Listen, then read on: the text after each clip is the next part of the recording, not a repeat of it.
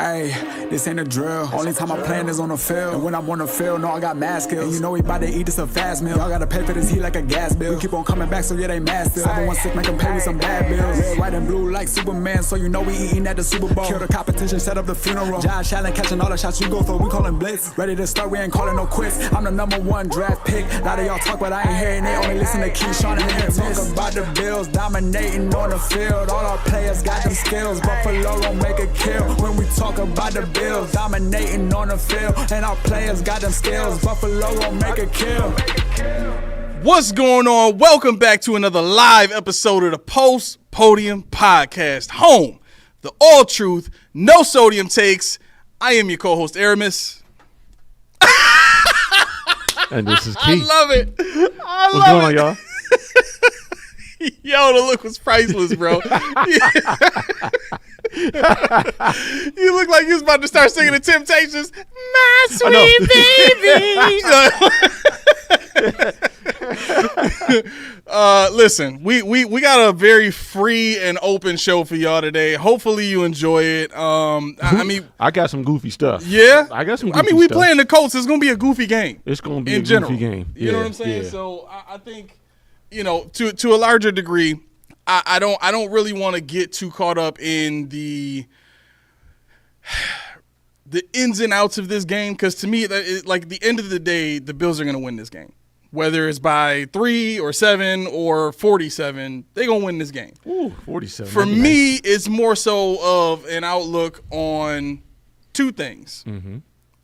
What the Bills can learn from this Colts game about themselves, and going into preparation for the Chiefs, because I think the Chiefs game is and not saying we're going to skip over Colts talk. We'll talk Colts. Trust me, we'll talk Colts. But I think the Chiefs game is gonna tell the Bills where they are in their playoff preparation. You know what I'm saying? But before we do all of that, I have a statement to make. This is a serious statement. Ladies and gentlemen, I think I've figured out why it bothers me so much when people actually no I can't even say it like that. I think I've reached a realization of why, or I guess I should say I've reached an understanding on how I relate to people who defend Sean McDermott. Which is weird, right? It sounds weird, but check this out. With everybody that's gone through the drought, actually, let me start by saying this. People learn more from pain than they do from any other feeling, experience, anything like that in life. We're designed, the brain is designed to experience pain or danger and lock that in as this is what we need to avoid. It's a defense mechanism that the brain goes to every single time when it comes to the body protecting itself, the mind protecting itself. So that's why as kids you get that straightening. No doubt. You learn to fear that authority figure. So I think in all of that, going through the pain of the 17-year drought and then being seemingly rescued from that by this Sean McDermott figure, the fear then becomes, or the lesson then becomes for those people who drew their conclusions from the 17-year drought pain to say, well, if we get rid of Sean, there's a more likely chance, or the only other alternative that they know that has ever existed outside of Sean is drought. It's either drought or Sean McDermott. Right. You know what I'm saying? And I think it's a little more relatable for people who were fans of the team in the 90s when they were in the Super Bowls. I think it's a much more relatable point to say Sean McDermott's not the guy because they've seen Marv Levy. They've seen what Levy's done with great talent. They've been to Super Bowls and they've seen what really elite teams can do, right? And so here's how I related my experience, because for me it's fear-based too. For me, it's becoming a fan in the drought didn't bother me. To me, the drought was interesting because I like to build things from whenever whenever I play Madden, I usually love either a fantasy draft, and usually I like to focus my fantasy drafts on just one side of the ball, like building up one side of the ball, solid, and then the other side I like to draft and develop. You know what I'm saying? Or I like to play with all young players or all scrubs or all, you know what I'm saying? I just love the building process. Or actually, no, that's the complete thought on that one. When it comes to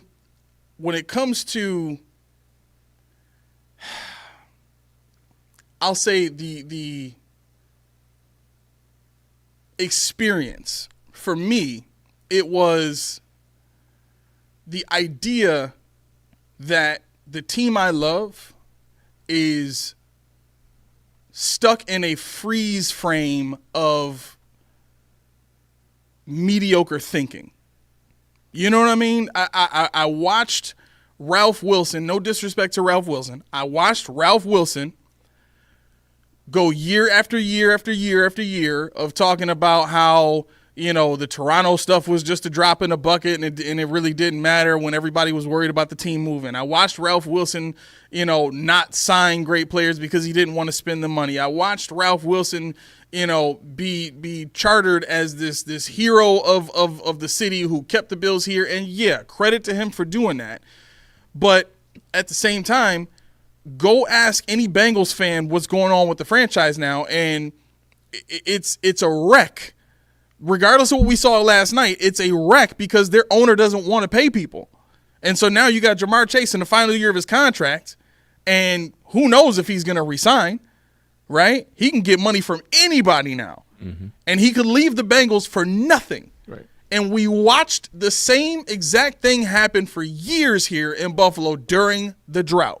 So I wasn't even really mad at the drought. I was mad at the decisions of the people in charge during the drought. So for me, it was more about what were the decisions that were being made. I had to watch all these teams. I had to watch the Giants draft their quarterbacks and win 2 Super Bowls and become the greatest quarterback of all time in Eli Manning. And I was waiting for you to say something to trigger me. I knew it. I knew it was coming. And everybody watching the show knows they knew that was coming too.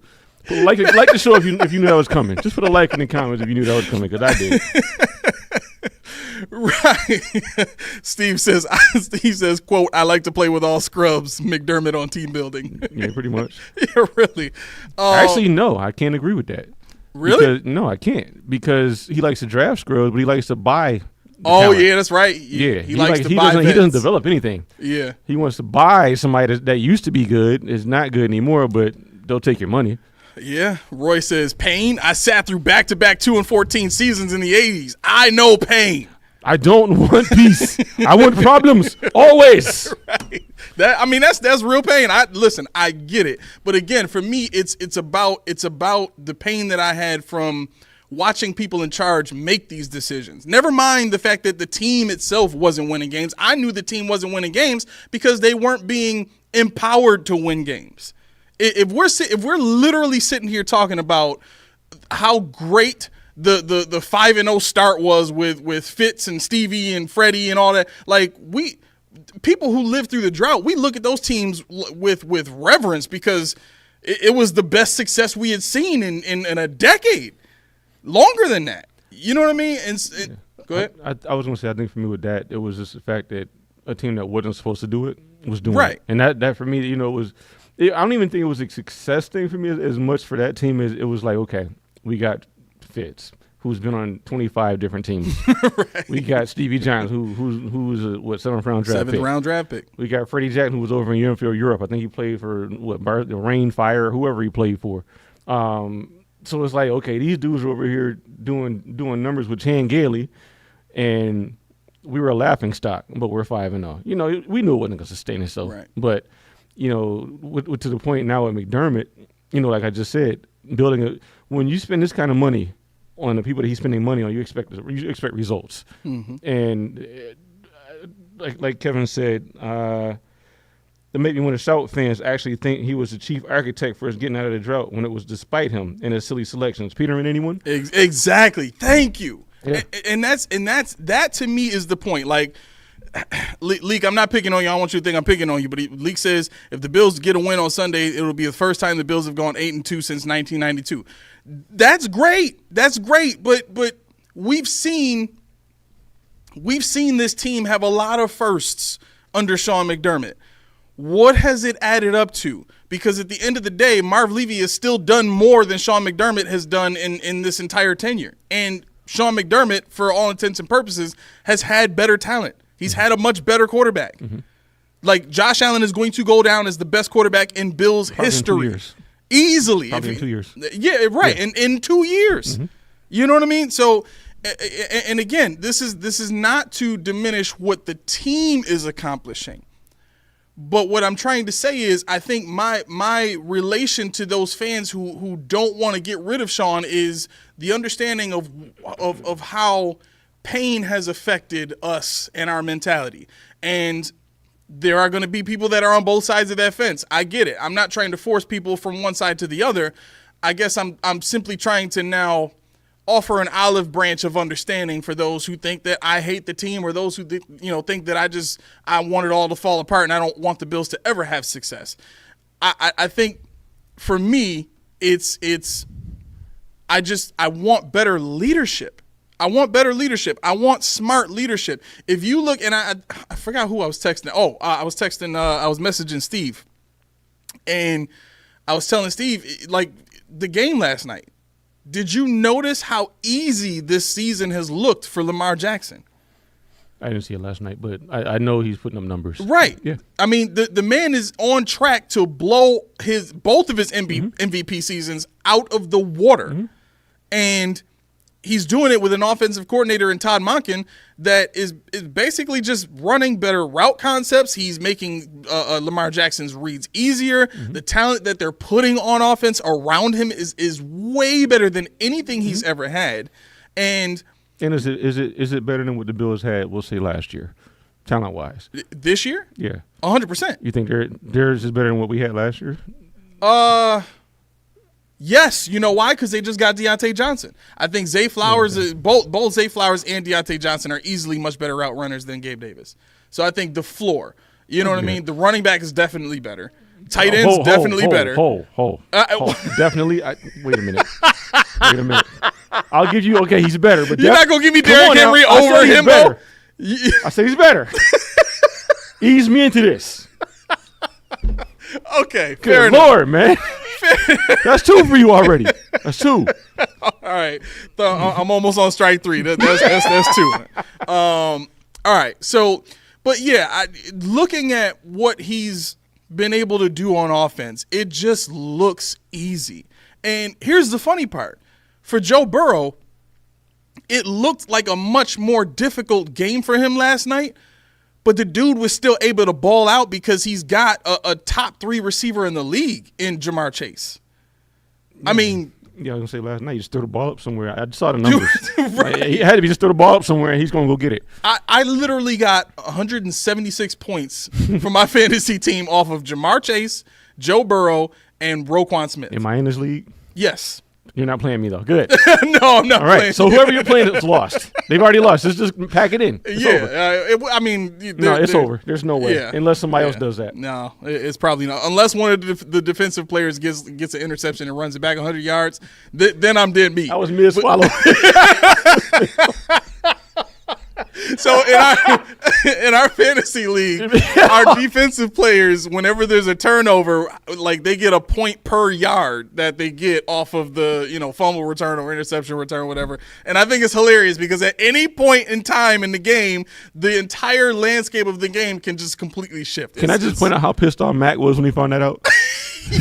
That's why he's in first place now. He made it his destiny. He made it his singular focus in life to win the league so he could change the rules. That's why he's in first place right now. Sorry, Roy. Sorry. No, Roy. No. You don't say sorry to Roy. Look what he put in the comments. Uh-oh. McDermott for president. You still say sorry? Oh no.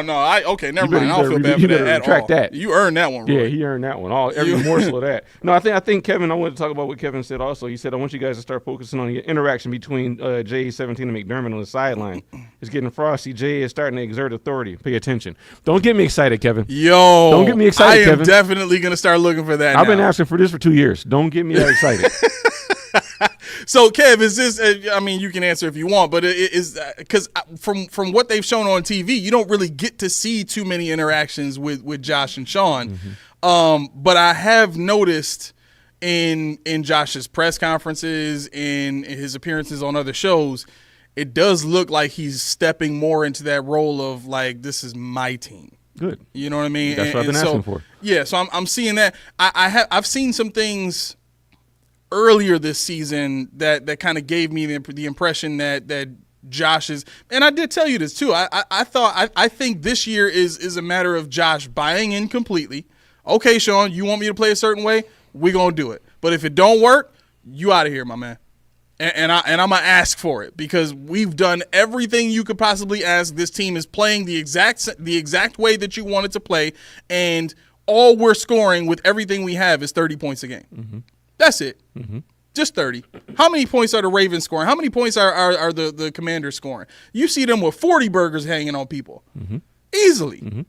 You've seen the Seahawks do it. You see the Saints did it 2 weeks in a row at the beginning of the season. Yep. So it's again, the main point of this whole soliloquy that I've gone through now is I understand people's pain when it comes to not wanting to go back to the drought, but I'm here to tell you that getting rid of Sean McDermott does not specifically or mean exactly that we're choosing to go back to the drought. It means we've reached a level where we're used to winning, and now because we're used to winning, we're ready for something a little bit better than just winning. So anybody that disagrees with you is a hypocrite.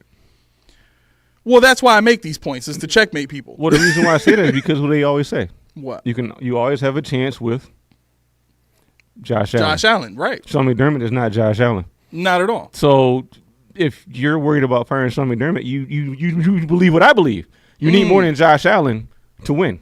So one or the other, people. Which one's it going to be? You can't say one and have the other. It's that simple. Yeah. I'm of the mind where you need more than that. I'm not saying Josh isn't one of the best at what he does. Yeah. But Josh doing the best that he can do is not going to do anything when you have nobody to complete the action, complete the plays. You need somebody to block. You need somebody to receive the ball. Yep. His chief duty is to throw the ball. To who? To himself? No. Yep. You know, and that's the thing. You know, when I'm looking at these games now, and I was going to delve into that a little bit, watching y'all 22, everybody wants to run play action. He sucks at play action. Josh? He sucks at play action. Yeah. Now, the reason why they don't notice that is because it's a quick out. As soon as he throws a play action, he's tossing it right away. Right. Watch his play action. He doesn't sell it for anything. The running back is nowhere near the ball when he puts it out. He doesn't give the illusion that somebody's going to actually receive the ball. Mm-hmm. What he does, he just pump fakes, brings it back in. The defense isn't even drawing in unless James Cook is back there. I watched it with Ray Davis. I watched it with Ty Johnson. Defense don't care. They bite when James Cook is out there.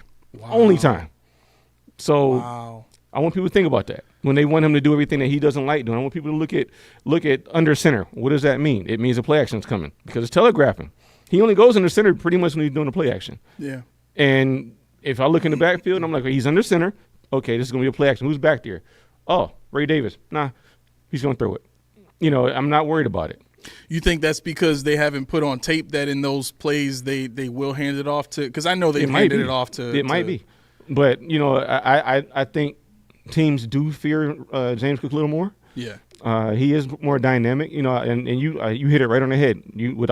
This is why you know football. When we talked about why is it that James Cook's runs look a lot harder, you said it.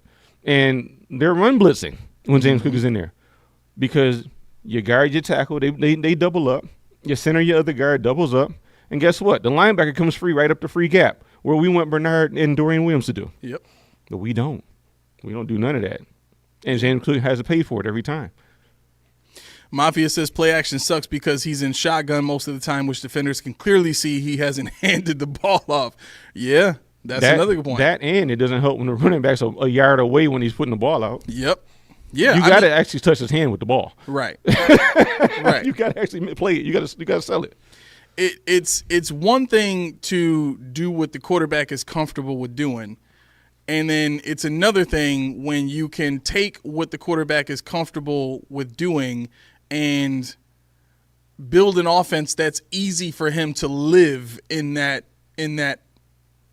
scheme, so to speak, right?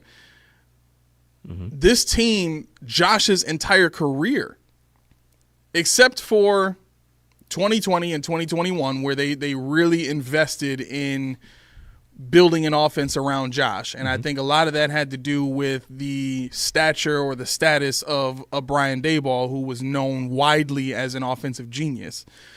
I think those were the only 2 years where you really saw an offense that Josh loved to play in. Mm-hmm. And when you watch those seasons, it looked easy for Josh. Mm-hmm. I think the only thing those years that really made it difficult is he didn't have a complete offense, or I should say a complete offensive scheme, because Daboll's run schemes were kind of wonky. You know what I mean? They didn't have a great offensive line coach, and the way that the offensive line was built at the time was. You say run scheme, you know what I'm thinking about. There's one player in a run scheme that just makes it fall apart. You talking about? He plays for the Giants right now. Nobody fears Devin Singletary. Oh, yeah. Oh man, Mafia, turn your earphones down, man. Turn your earphones down. Sorry.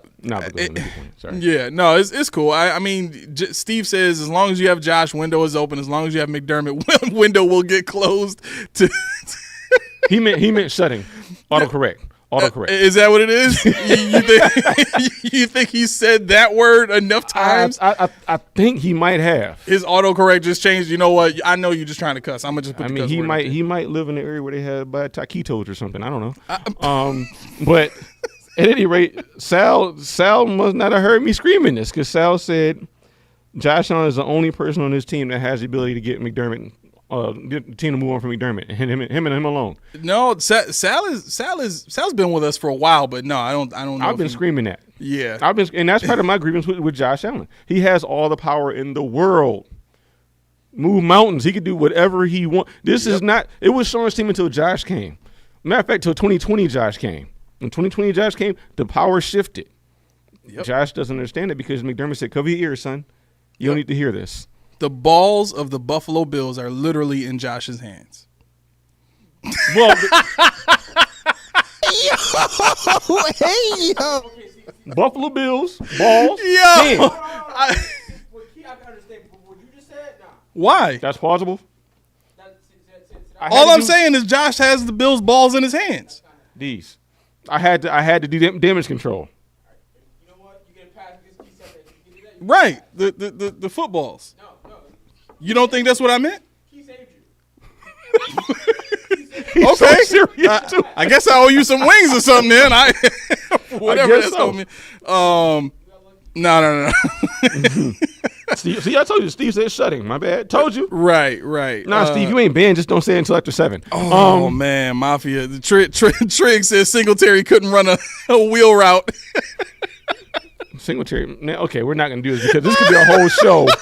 Off of what Singletary couldn't do? It was a lot. I will slander all day long. Oh, my gosh. And the thing is, I've met him numerous times. He's not a bad dude at all. But it's just, once again, the Buffalo Mafia love. It sours me on people. Yeah. Laura says, we'll almost certainly win the division and go to the playoffs. No chance of firing McD before then, so Laura, I'm just shrugging the shoulders. She says, if we win the Super Bowl, we're happy. If not, then we can debate on an HC change. So this is something I find myself telling people a lot that I talk to about the issues with the Bills right now. Mm-hmm. And we can actually just dive into this Colts game because this has a lot to do with it too. So I have some stuff too. We're going to do stuff too. Make sure we got some time for stuff. Yes. I'll make sure we have time for stuff.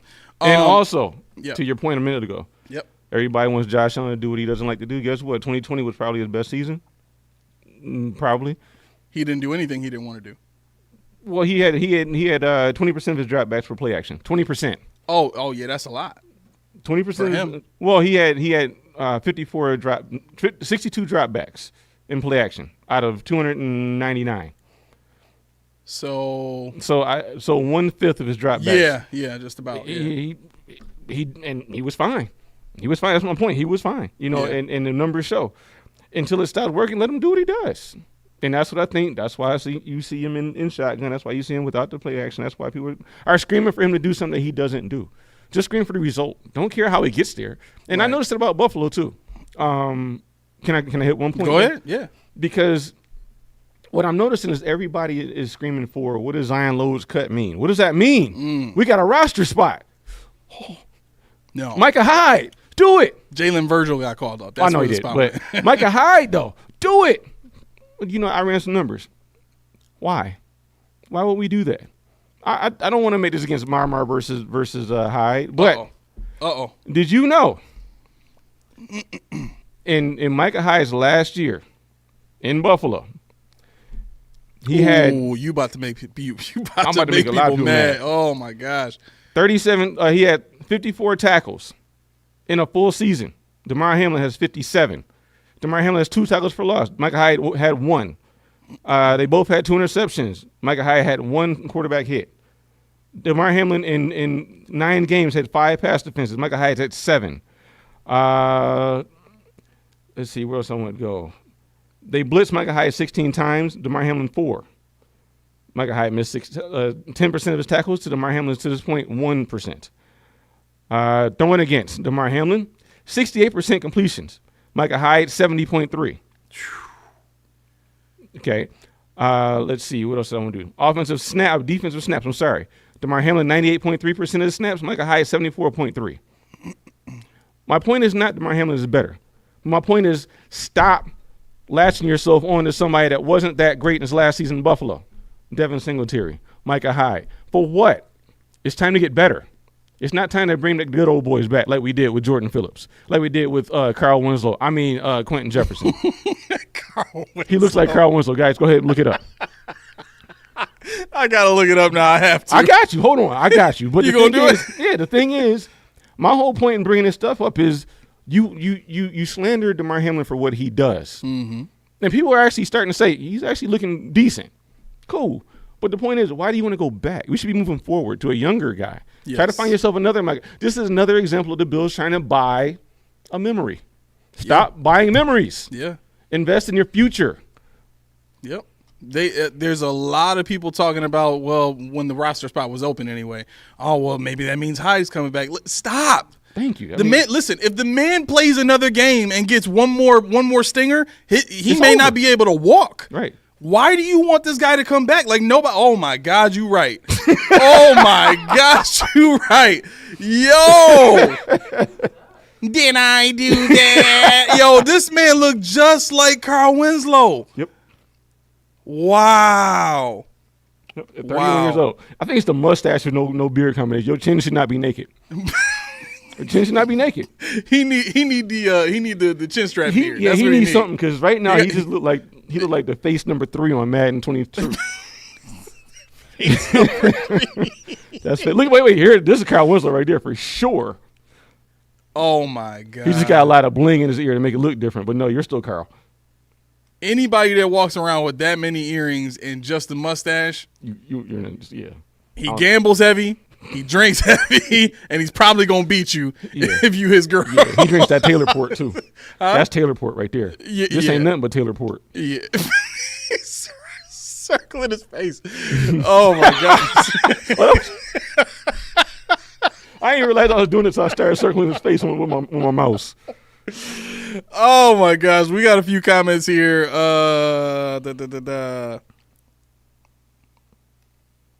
Hold on, what I gotta see what you said before. Joe 335 says no one's gonna say it, but McDermott may have just extended his tenure for at least another 7-8 years with another division title. He said 7-8 years. Oh well. Woo! Listen, if you think for 1 second that beating a bunch of trash cans in our division for the next 7 to 8 years is enough, let alone for the last 6 to 7 years that he's already been doing it, and that's what's going to be the thing that keeps this head coach here, no, there's no way. There's no way that you're going to let this man that has wasted Josh Allen's entire career to this point continue to see another season after this one if he does not get past the divisional round. I don't care who we play. If it's the Ravens in the divisional round, it could be the 2003 Patriots in the divisional round. If we do not get past the divisional round and we have to deal with yet another excuse of who was injured or who was not, there is not a team in the world that has gone to the Super Bowl and had every last one of their starters completely healthy. Everybody at this point in week 10 is hurt. Everybody from week 3 on is playing hurt the entire season. I don't want to hear any more excuses about what Sean McDermott hasn't had. I don't want to hear any more excuses about any deficiencies within the roster that he himself is freaking built. Joe, I am not yelling at you. I am yelling at those people who stand firm on their belief that Sean McDermott is the solution and not the problem. I would tell you right now, Airman's promised me he was going to rant on this show, so I guess that was it. This wasn't even the rant that I wanted to have. This I had a brought it out of me. You just ruined it. I can't. And this is not me chasing people off the show that love Sean McDermott. We're here to have a conversation. I need somebody to explain to me in logical terms how any of this makes sense to where we're saying give this head coach another. And I'm only making reference to Joe's comment because that's the most recent content that I have to draw from. But for people to say he deserves another contract or he deserves to have the job for as long as he wants, listen, Mike Tomlin has the job as long as he's had without a playoff win in 8 years because he's already won 2 Super Bowls with the team. Mm-hmm. Now, if Sean had done something like that, okay, I don't have a problem with that. But rescuing us, heavy quotations, because I don't believe that was the case at all, from the drought of 17 years, to me is not enough to have done everything that he's done. You know what I did? I made a list. You flustered. And I'm continuing. I'm gonna continue to add stuff to this list for as long as I can until it really truly lists everything that I think Sean has afflicted upon us. Right? We have obviously the most famous thing is the 13 seconds game. Right? The Eagles game, the call before halftime. We've got the Tyler Dunn report, everything involved in there, from chasing out Chad Hall, from chasing out Brian Daboll, chasing out Leslie Frazier, and all the other staff and coaches that he's chased out of the building because they didn't want to acclimate to his specific personal culture that he wanted everybody to live their entire lives by. You mean to tell me that a player can't buy a coach a truck because he appreciates how this coach has helped his career at the NFL level because you're offended and you want that kind of relationship with the players and can't have it? That's the only reason that a move like that, like in the Tyler Dunn report, it specifically states that Sean McDermott was pissed off when Chad Hall, when the receivers bought Chad Hall a truck, right? He then changed the work hours for Chad Hall, knowing that Chad Hall had a young child, changed the work hours to make Chad Hall stay later and come in earlier. So now you forcing this guy to be away from his family more. Why? Because you're offended? You think the players and the coaches are not focused on the game? Oh, if y'all got time to buy trucks and stuff, then y'all got time to be friends, then y'all ain't focused on the game. When did this happen? What year? This would have been Gabe Davis's first year. So that's what, 2020? Yes. That's why. It was a drought season. They weren't making cars. He couldn't get a new car. Oh, my God. He needed a vehicle. It was COVID season. It was COVID season. The lots were empty. They were barren. He had to walk to the joint. You know when they were doing the snowmobiles, people were driving snowmobiles over concrete just to get McDermott to the stadium. I'd be pissed off too. This man right now. How he get that? How they obtain that for him? I don't want the vehicle. I'm the head dude. Why I got to ride on the back of a bicycle? These are not the kind of rants we need on the show, Keyshawn. True. You're right. So, I mean, on top of all that, not drafting a number 1 wide receiver in the first round ever, not surrounding Josh with real weapons, taking 7 years to finally get the offensive line to a point where it can run block better, and protect Josh just a little bit better. You can still tell Josh doesn't completely trust the offensive line, and why should he? It's not an offensive line that's built with any kind of schematic plan in mind. You just got a bunch of guys, and you're trying to get them to do whatever you think they can do the best together. So you know what I mean? So and I can tell you, Deion Dawkins he's getting old, and this is not a preconceived thing where I was waiting to say, but I watched an All-22. Chop Robinson he was looking like Elvis Dumervil out there. Yes. And I think Chop was like 6'2", 6'3", so he's not a small guy, but the fact he was getting small and Dawkins was punching air most of the game. Yep. If you notice, Dawkins is, I think, 4 inches shorter, 5 inches shorter than Spencer Brown? Spencer Brown's pad level is considerably lower than Deion Dawkins before they snapped the ball. His stance is more complete, more accurate in terms of what you're supposed to be doing as a tackle. Dawkins, he's grading out as one of the worst. I think he is graded out in PFF as the worst pass blocker on the offensive line. So, I can see it. Now, this is the question: would he be best served on the right side at this point? Deion Dawkins? Yeah. No, you got to put him at guard. Put him back to the position that he played in college. Well, be that as it may, because David Edwards to me is not great at all. Right. It feels. I know they're not going to usurp Spencer Brown, especially if they give him a contract. But it feels to me as though they want him to play tackle. And Dawkins? Yeah. Well, obviously we know they want. They gave him the contract. Right. He's got that for at least another 3 years? 3 years. Yeah. Mm-hmm. So, look, Shady McCoy talked on the facility about one of his interactions with Sean. Did you hear that? Not recently, right? This is a while ago. Yeah, no. I didn't hear this recently. I heard him talk about it before, but I didn't hear it recently. So he talked about his last year in Buffalo, and he talked about how the offensive line was trash. He said it was a bunch of scrubs in front of me, and I was pissed off. I was visibly pissed off. They were making reference to DJ Moore walking off the field on Caleb Williams during the game. And he talked about how frustrated he was that season because, he's playing behind scrubs. His numbers wasn't looking right, and he knew he wasn't going to be able to do it behind these guys. And he said Sean called him into the office and said, hey, man, we've been watching tape, and, man, it looks like you're not engaged. It looks like you're not, focused. Are you still with us? And Shady, I almost wish I could play the clip. Shady said, because he said at this point when he's hearing all this stuff, he was getting pissed off. Mm-hmm. You know what I mean? And so he was saying, he said, what did my numbers look like last year? What did I make a Pro Bowl? Did I, was I no Pro? And Sean said, yeah. And he goes, so what do you think the difference is between last year and this year? And and as soon as Sean started to talk about what, something other than the offensive line, Shady said he just walked out on him. Mm-hmm. And that explains a lot because I don't think anybody really had a good enough reason in the media at the time as to why Shady was, let go from the team. And that's why I can't stand Frank Gore. Honestly, that's why. What do you mean? And it has nothing to do with Gore. Not the son, the father. Junior.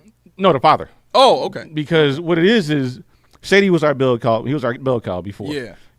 Under Rex, he was that guy. He should have been that guy under Sean McDermott. But you could tell the culture wasn't for him. You could tell something was off. Yeah. And they brought Frank Gore in order to help Devin Singletary, which Shady helped recruit. Right. And as soon as they got Gore, what'd they do? Bye-bye, Shady. You're done. Right. Cut. Excuse me? And I'm watching these two dudes, and the thing about it, what people don't realize about me, why I pushed back on Ray, and I thought about this, why I pushed back on Ray Davis and Ty Jones over James Cook. Because to me, and Roy, you can keep your ears up, and be mindful here. Why I don't like Fred Jackson, much as a lot of people do, is because Fred Jackson was that try-hard, fall-forward guy. I always wanted that guy with the wiggle that could go short to long real fast. Mm-hmm. And by getting rid of Shady McCoy, now we have Devin Singletary and an aging Frank Gore. That's going out the window. So I'm like, we're back to the BS that I don't like. It's boring running to me because I like watching a running back, a dynamic running back. Right. And at that time, Derrick Henrys and people like that, they're breaking them. Yeah. You know, we saw CJ2K. We saw these things. They're breaking them. Yeah. CJ2K said James Cook is like, he's scary. He said he's scary. So, I mean, I'm sitting here like, okay, why do I want to revert back? Yeah, Ray Davis does run you over. Ray Davis does break tackles. But guess what? He doesn't have that wiggle like Cook does. He doesn't have that missability like Cook does. And I like that aspect. And all the talk about him and all, yeah, I'm just making fun of it a little bit, but at the same time, that's the running back style I really appreciate. Yeah. And you know, as much as people talk about how much he drops the ball, he's had 2 drops, missed three catches, 3 passes on 22 attempts. Right. I'm fine with that. Not that bad. It just Not happened bad. that those catches probably could have been touchdowns. Should have been touchdowns. 2 of those could have been touchdowns. No, I mean, I get it. It's true. But the thing is, it's boom or bust. And a lot of times when you get those kind of guys like that dynamic, they're called dynamic for a reason, because dynamic means that sometimes you're way up here, sometimes you're never right here. It's never consistent. You're gonna go off or you're gonna go to the bench. Yeah. It's just that simple as that. But I like playing. I like hedging my bets to where we're gonna get a boom play right here. Right. And like you said, with Shady, I'm thinking about Shady in terms of what Jamar Chase said last night. You know, he made a comment in his post game presser where he said something about, yeah, of course, you know, as a number one, you always want the ball. And you always think you should get the ball, and sometimes Joe don't see it. What would McDermott have said if somebody on that team would have said that about Josh? Josh ain't see me. Josh ain't looking. What kind of culture would that be? We'll never get a player like that. Right. You will Buffalo. You will never see a Jamar Chase in Buffalo again. You will never see a Stephon Diggs even in Buffalo again. You will never see a as long as Sean Buffalo is again. And as long as Sean McDermott is here. Right. Now, if you're happy with the lineup we have on Saturday or Sunday, where it's looking like it's going to be Jalen Virgil, Khalil Shakir, and they called up Shakir. I'm sorry, I thought my brain. Shavers? Forgive me. Yeah, I thought you were saying Shavers. Yeah. No, and the third one is what? It's going to be Cooper probably, maybe, because Keon Coleman's out. I don't see how he ain't practiced in full at all this week. And, can we go there too? Yes. I wanted to finish this thought. But the thing is, under McDermott, it's okay to have Jalen Virgil, which to me is a guy that you could develop to be a bottom of the roster playable person. In college, Appalachian State, he was good enough. You know, he didn't get drafted, but he was good enough. But that's not a starter. You know, where's Chase Claypool? Where Steve been asking for Claypool since the beginning of the season. Yeah, where is he? I mean, I said it's got to be an injury settlement thing. Well, Capaccio said that it should be about the time where that settlement is up. We're in that window. Yeah. So I'm thinking practice squad, something. Yeah. Because you figure right now, when you look at Curtis Samuel in the game on Sunday, I saw a guy who had a comeback, the one that got batted down. He couldn't stop and turn. He couldn't brace and come back for the ball. Yeah. His foot is bad. Amari Cooper, do you really want to be here? I'll go more on that in a second. Keon Coleman's out. Who's playing? But you hamstrung us to this. This is what we have. Right.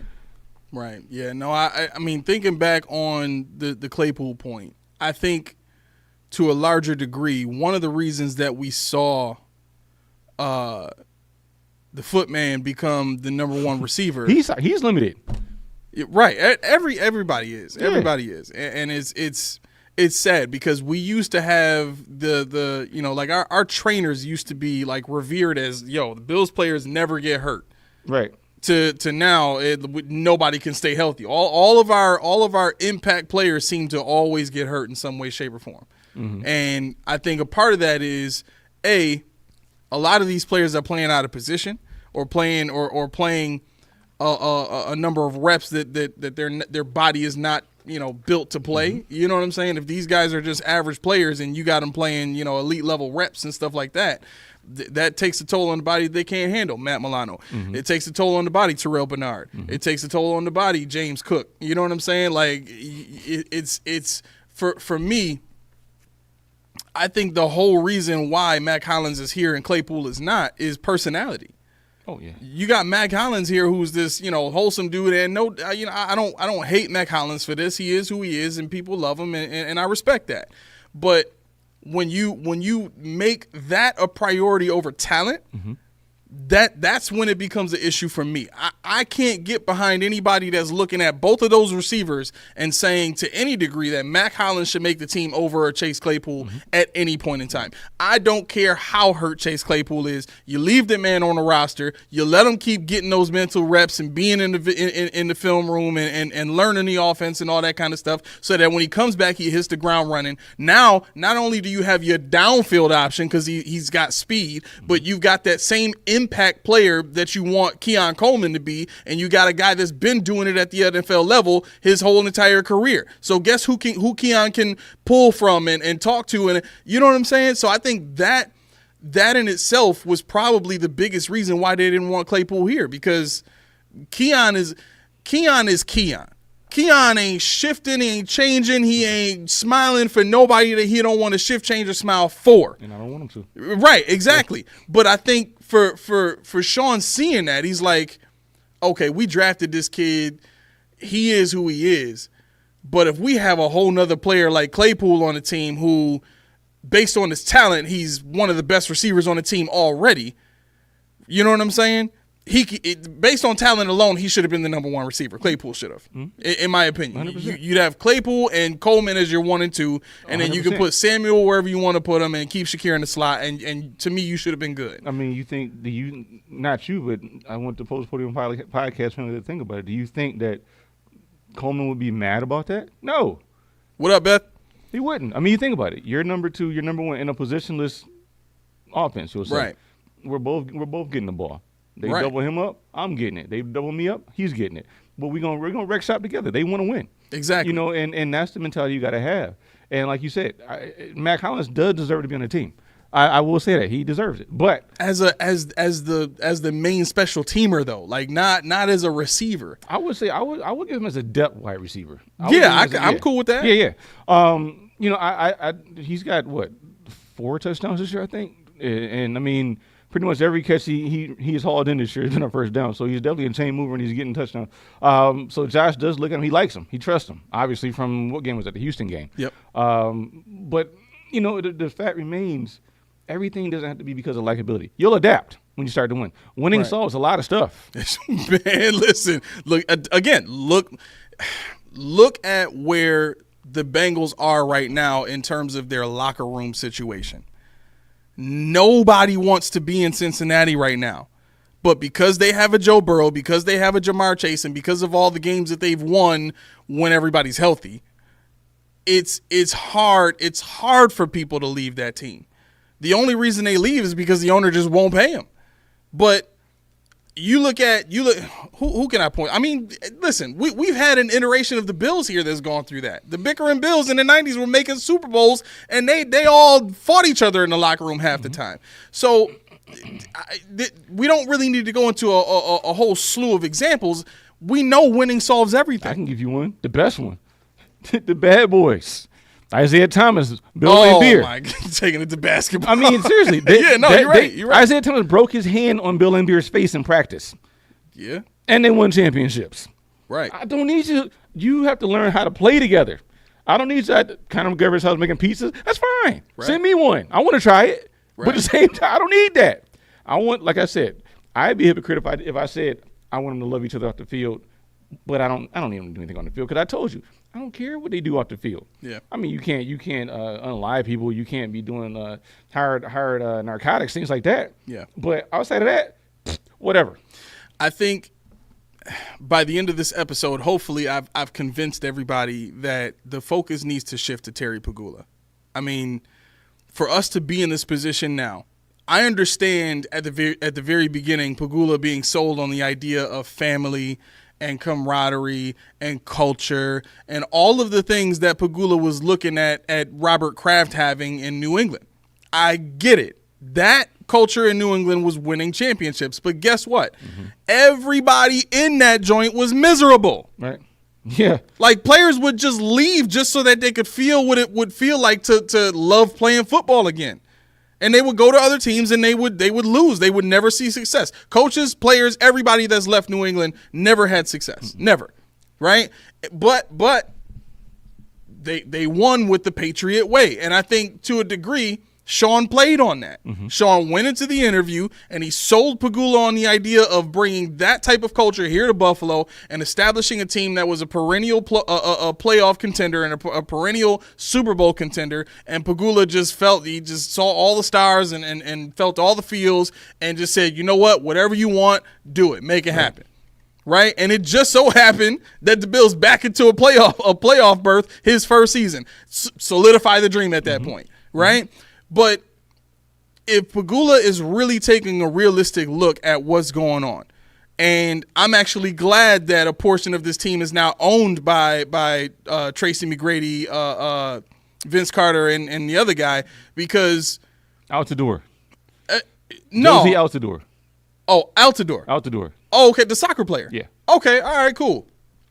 So I think to a degree, these players know what real winning looks like and what good decision making looks like. You know what I'm saying? And I think now Terry Pegula has somebody in the room with him that can look at what's going on and say to Pegula, it kind of, I'm looking at the league and looking at, what everybody else is doing. It don't look like he know what he's doing all like that in the playoffs. You know what I'm saying? So I think we're getting closer and closer and closer to the point where this kind of falls apart the way that it needs to. And I don't want the Bills to start going through, 2-14 seasons again or anything like that. But I think the second you release Sean McDermott is when you open the door for every single coach in the NFL clawing, scratching, throwing money at you to just have a chance to coach Josh Allen and this offense.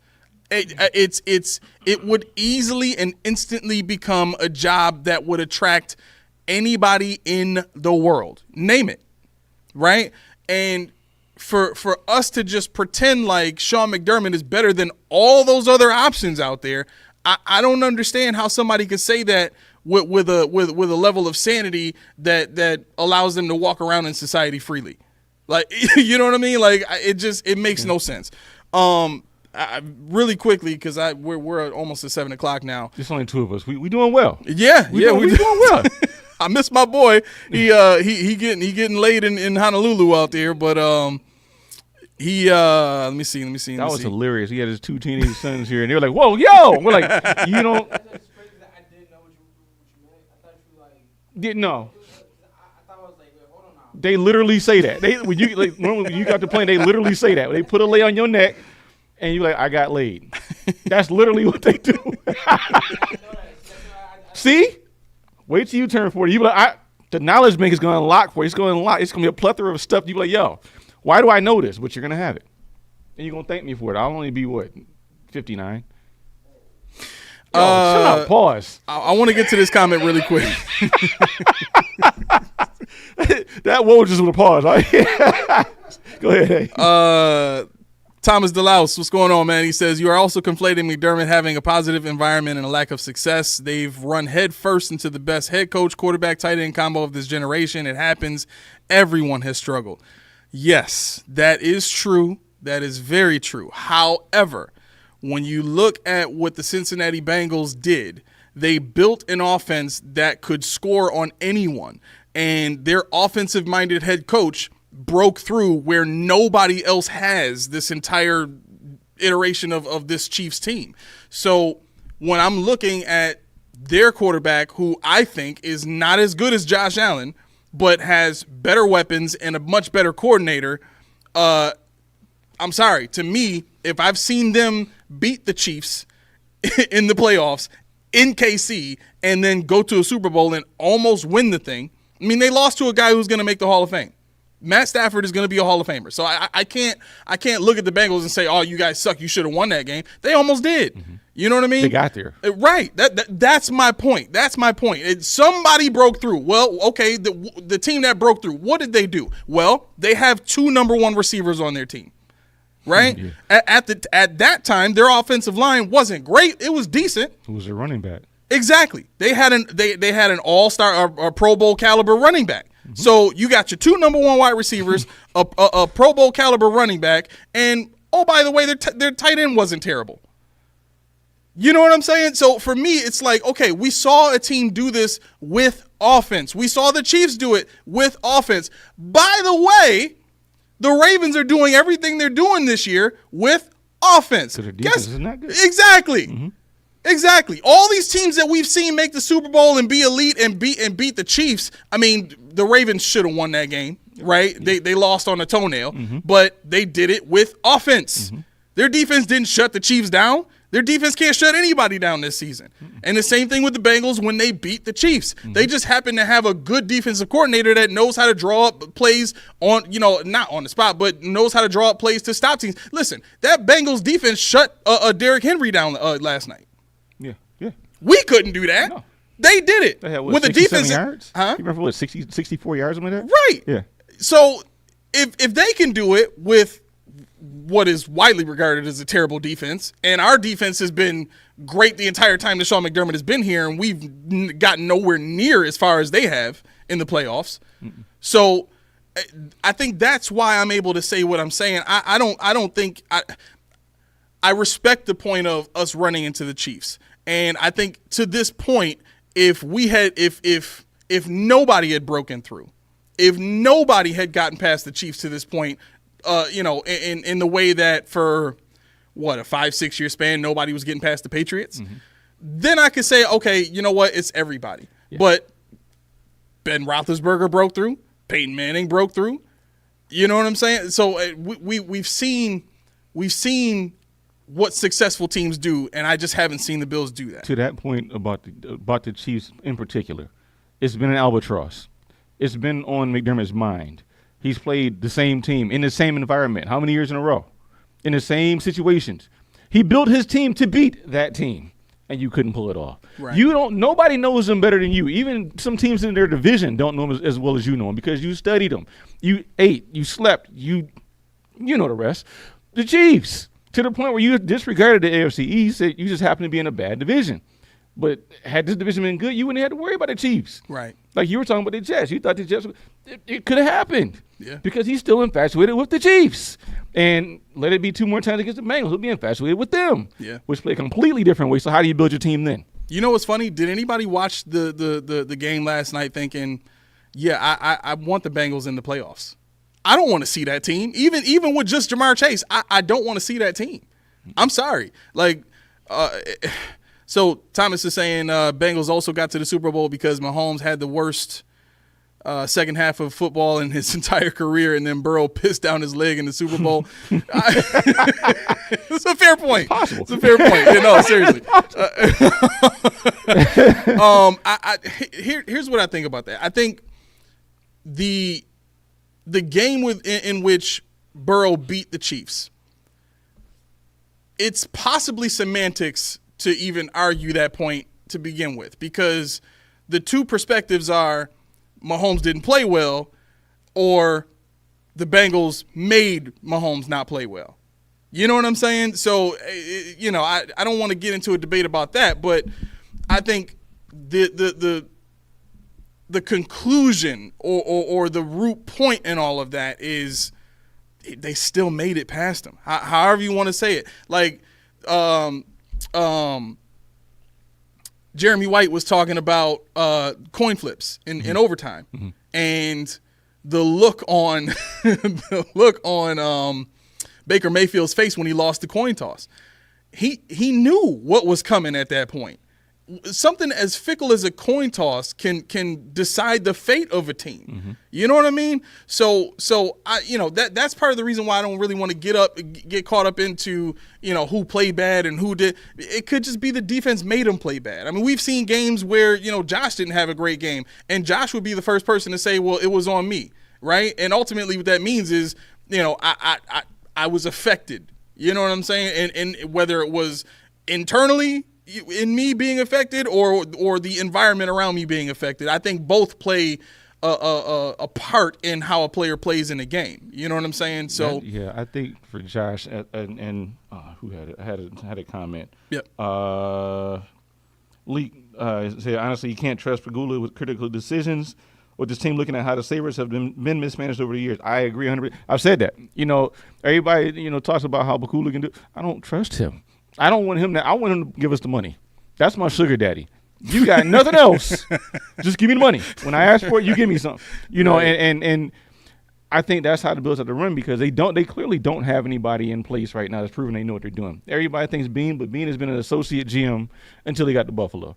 Bean never had to hire a coach. You know, McDermott has had a pipeline of quarterback coaches that come up. So I guess Ronald Curry's the next OC. When I saw an article, Joe Brady's probably going to be out of here earlier than people think. Good. I don't care. I mean, it's not like he's doing anything earth-shattering, groundbreaking in Buffalo right now anyway.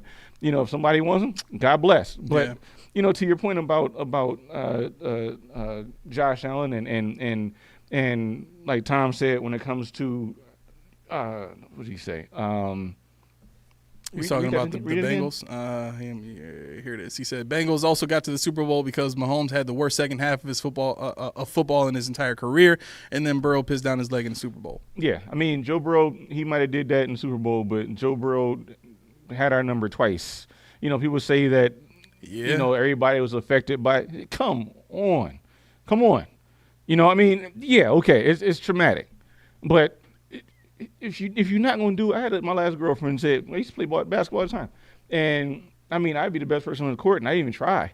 And I sit down between, she'd be like, yo, if you're not going to try, why are we here?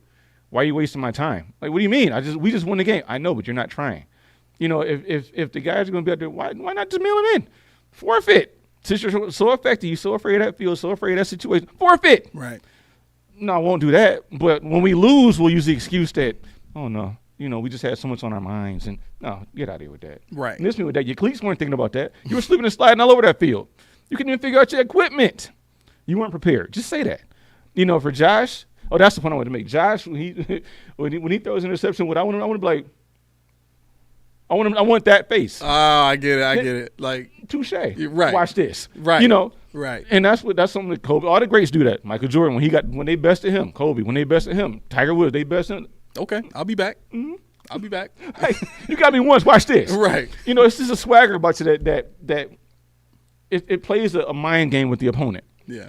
I thought I had you. Look over there. He's like, and I still remember watching Tim Kelly pull out one strap off his stand. He throws an interception. They had a two up there. He just pulled a one and he snapped it up here. He pulled it up and just snap it, fold it over. It's weird. But I remember, you know, him just getting angry and just dang near pulling that thing off his helmet. I'm like, that man's angry. Yeah. You know, Josh is like, it's in between. He doesn't have that cockiness, but he also doesn't show that anger. Maybe he's a better person internalizing it. I don't know. But, you know, the thing of the matter is you have to do something to rally the troops. That's why in basketball, sometimes head coaches take technicals. We won the other night. We got toasted by 16 to Oklahoma City. We're number 9 versus number 1. Toasted. Yeah. The coach took the technical foul. Guess what? We came back and won that sucker. Russell Westbrook played out of his freaking gourd. But that's what happens sometimes. It takes one instance. It takes one motion, one symbol, one signal for your team to say, you know what? We rocking with that. We don't care about the personal foul Keon Coleman that he had on the sideline when he tossed a dude into the bench. We don't care about, you know, the unnecessary roughness on Dorian Williams because he smashed the heck out of Tyreek Hill. We don't care about another team. We don't care about Jordan Poyer running right through. Yo, he angry. Something's up. I like it. That's the fire you have inside of you. That's called lighting a pilot. Yeah. And you're captain. Everybody's looking at Josh. You have to light the pilot. And that's what I'm looking for out of him. I don't need him throwing stuff. I don't need him, you know, crying and all that. I need him to light the pilot. Right. And you can see it in other players. I think to a degree, his job now is doing what he's asked to do until it doesn't work, and then he's got to light the pilot at that point. Right. I heard a stat that Josh only has, I think it's like 4 or 6 completions of over 60 total yards. That's catch and run. 60 total yards this season, right? And I think Lamar Jackson has more. Joe Burrow has more. There's a bunch of quarterbacks that have more than that, right? And as this was being discussed, what came out of this was how those completions happened. Every last one of them, except for the completion to Coleman. So except all of those except for one were Josh breaking out of the pocket and making the defense respond and then hitting somebody open downfield.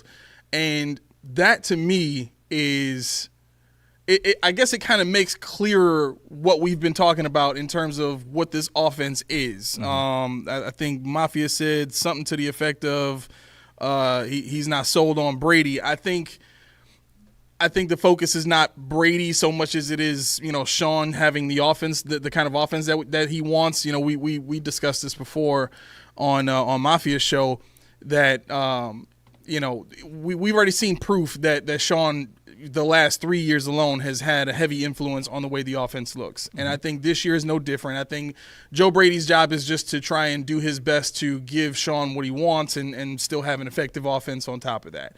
And when you have a Josh Allen, falling into that fold and trying to make do with that, and then when that doesn't work, when that efficient offense doesn't work and he's got to make a play, it's either a 50-yard or 60-yard play or nothing this season. That's really what it's been. Either he's getting the ball downfield and it's an explosive play or nothing. And that's not the kind of Josh Allen play that we've seen his entire career up to this point. It's been, we get at least 2 to 3 huge plays in a game.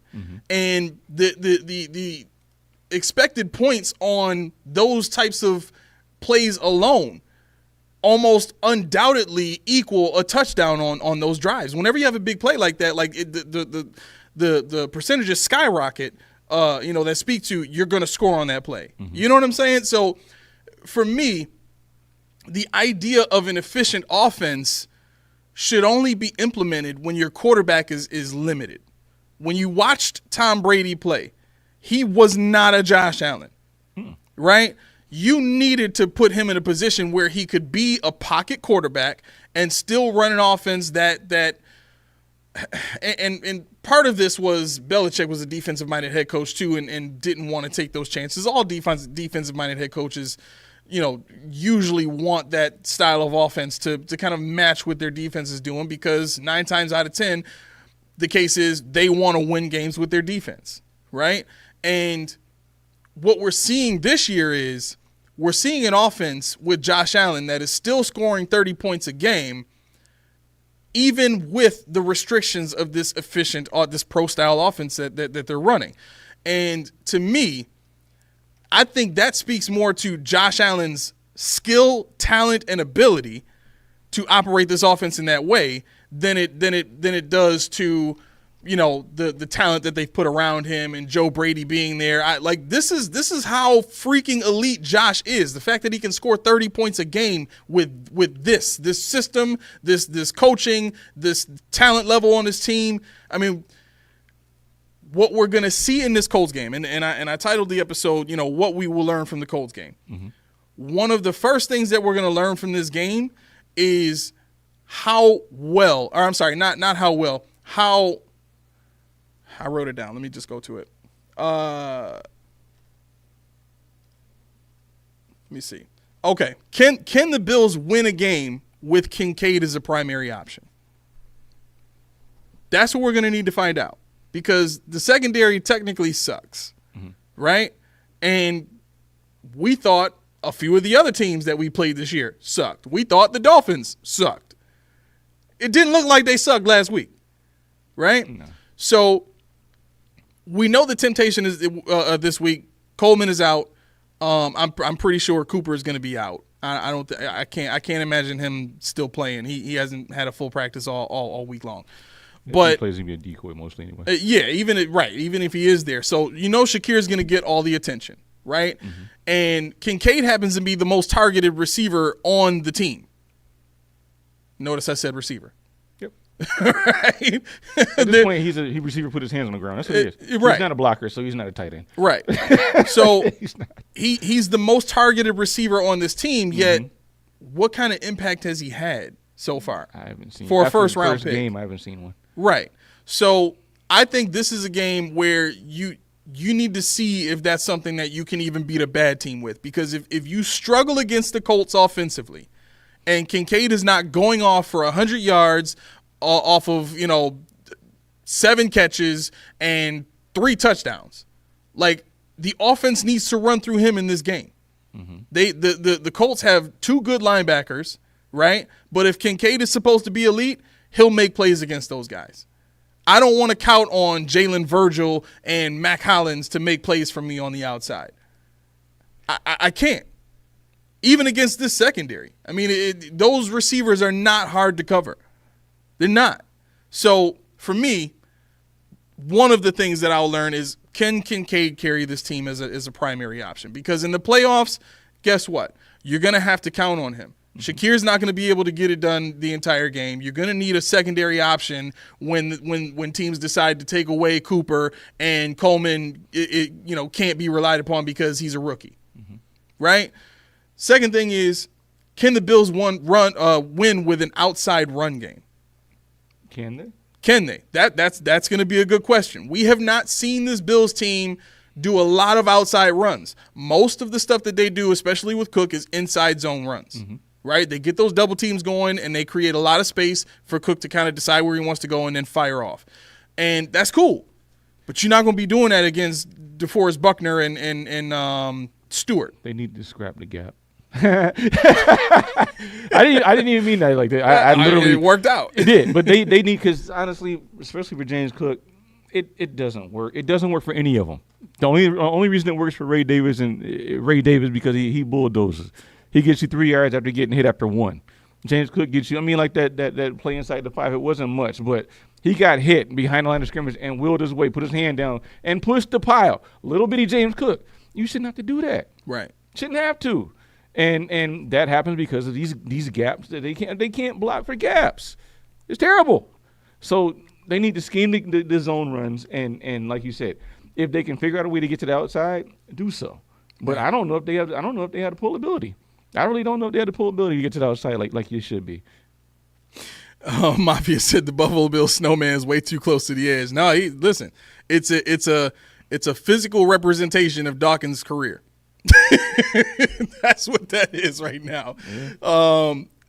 Okay, so the final point in terms of what we'll learn from this Colts game is we'll learn how much weight the coaches put on this victory. And here's what I mean by that. The signing of Virgil, if they decide to bring Jalen Virgil onto the 53, if they decide to get Mac Hollins more involved going forward, if they decide to dial back some of the targets to Kincaid, you know what I'm saying? This game is going to be an indicator of whether or not the team really thinks that they can do damage with the limited talent that they have. Who's the quarterback for this game? Is it going to be Flacco? Or it's going to be Flacco. Flacco, okay. Yeah. All right, good. Well, not so good for my point, but whatever. Flacco actually has had a good career against Sean McDermott. He's 29 of 42, I believe, for 284 yards, 4 touchdowns, no interceptions. He's 1-2 against the Bills. But that being said, I mean, he's been no slouch against us.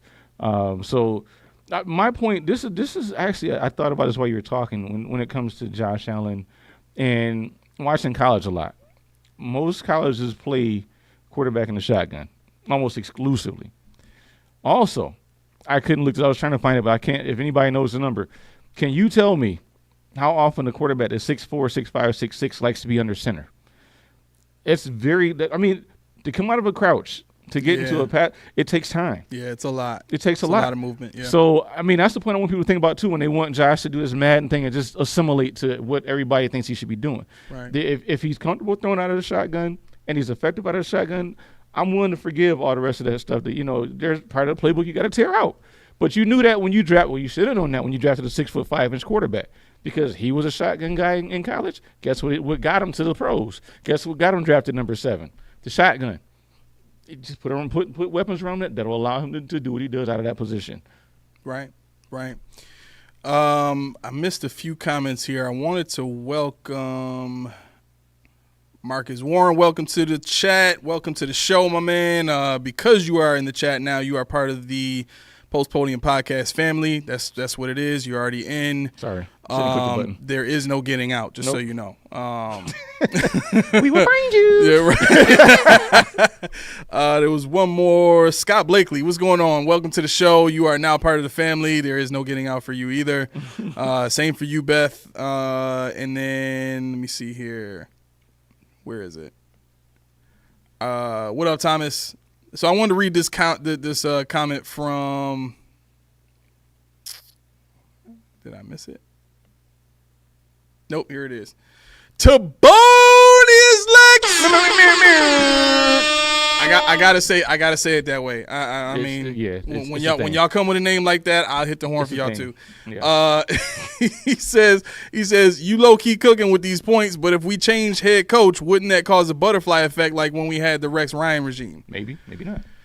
I don't think it will. I mean, one of the things that happened with every coach that we had during the drought, including Rex Ryan, was we didn't have anything to draw elite talent at head coach here. Yeah. The difference is Josh Allen easily. Yeah. You know what I mean? So the second Sean steps down from that, we'll have guys in college. We'll have, I mean, heck, would you bring Nick Saban up here and let him, see what he can do? I'm not saying that's my idea. Yes, okay. You know what I'm saying? But I'm just saying I know how much you hate Alabama. I get well, I mean, what he did in Miami when he tried it was pretty bad. So yeah, it was. It wasn't great either. Yeah, I get that. I'm simply saying I understand. All the names of the names. Mm-hmm. Anybody that you can think of that's out there that is an elite head coach or an up and coming head coach.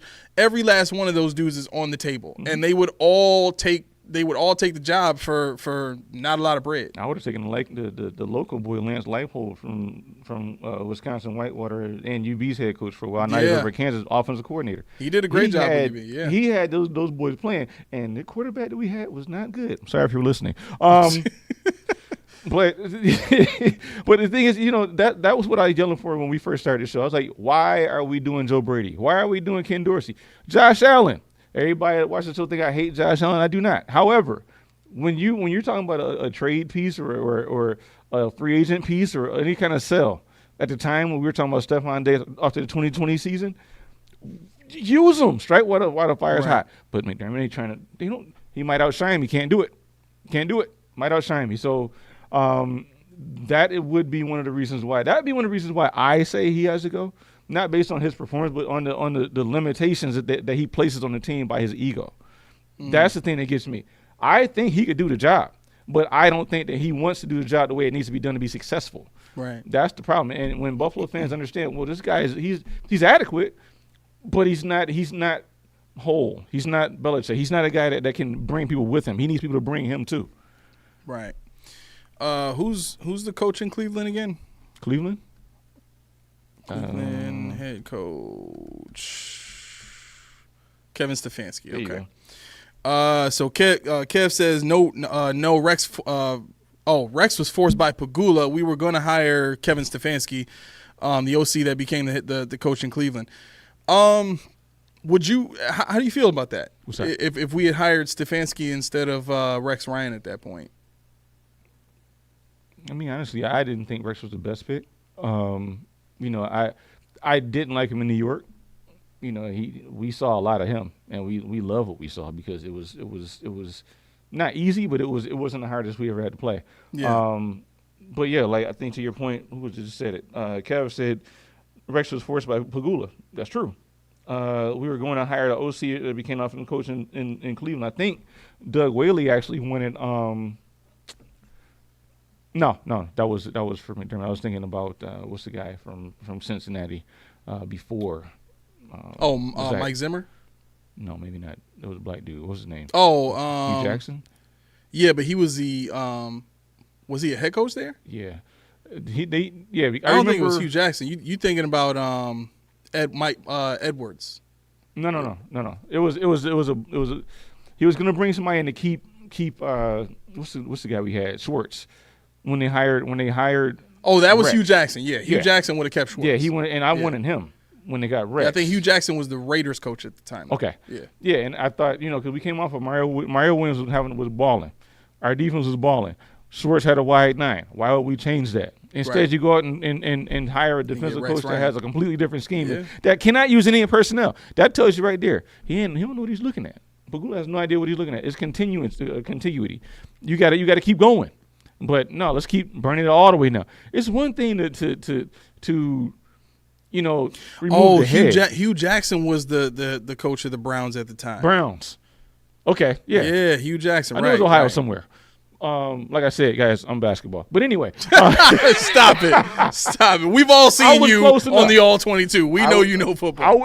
I was close enough. But Yeah. no, I mean, I think that would have been the move. You know, it was all we needed was offense. We had the defense in place. We were winning with our defense for the most part. All we had to do was fix the other side. Yeah. And instead, we go and get rid of the person that made the team work, bring somebody in that nobody could figure it out. Right. First draft pick. Buffalo wasn't drafting. Question, this is a little quiz. Buffalo wasn't drafting me. I never played in the 3-4. I knew I wasn't going there. Who said that? Shaq Lawson. Yep. Our number 1 draft pick. That tell you right there, we're screwed. When I heard that's it, yep, we're done. Yeah. You got Mario Williams in a two stance. The 2-point stance. Yeah, 2-point stance. He's like, I left Houston because of this. Yeah. This is why I left there. I'm leaving Buffalo. So quick too. I gotta go, guys. I can't stay around and in this 2-point stance and rush the passer anywhere. I can't. That's how he sounded. That's how he sounded. And he always cleared his throat too, like it was going to make Look it better. him up, bro. That's exactly how he talk. Why you clear your throat? It's not going to happen. He hoping his bass gonna drop a few decibels. He was like, I'm too big for this. A few octaves, throat rather. cold. Yeah. So, all right. So I want to do this with everybody that's in the chat right now. Name a head coach that you would love to come in and see coach Josh Allen in this offense and this team. It don't have to be just the offense. Name a head coach that you would replace Sean McDermott with if Sean McDermott got fired. I should say when Sean McDermott gets fired. I told my man Mafia, my man Tommy, I'm not gonna hold back anymore. This is the episode of the Post Podium podcast this season where I just draw the line. And for me, I think I'm done hoping. I'm done hoping, bro. For me, I like the Amari Cooper move. I like Keon Coleman. I like Shakir. Mm-hmm. I don't think the way this offense is currently designed, it's going to be able to hold up against the Chiefs' defense. I don't think this offense, the way this defense, the way it's currently designed and the way it's currently constructed, that we're going to be able to stop the Ravens or stop the Chiefs. I mean, if the Chargers somehow find a way to break in and they're running the ball like they usually do, and they're a top. They're number 1 in points allowed as far in terms of defense. I'm sorry, I don't want to see any of those teams in the playoffs. Right. You know what I'm saying? And I think the Bills are going to struggle. And then when you put all that together with the head coaching decisions that usually come about in tight situations, in tight games, He be clinching up. That butthole be puckering up. Clinched up. Yeah, man. So I can't, Oh, you're right, Beth. I didn't say it had to be realistic. She said Andy Reid. God, how much would you pay for Andy Reid to come here right now? Well, there's no salary cap on coaches, so I think you could actually pay him in chicken nuggies.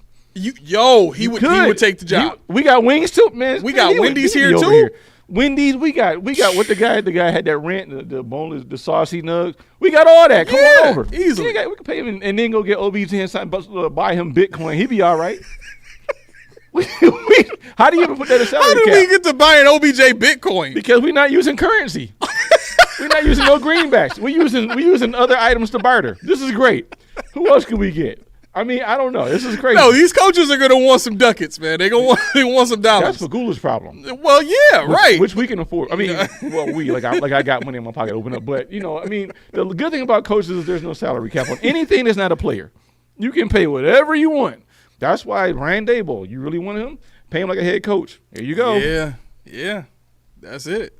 Mafia said, I forgot Andy Reid likes chicken nuggies. How do you ever get that?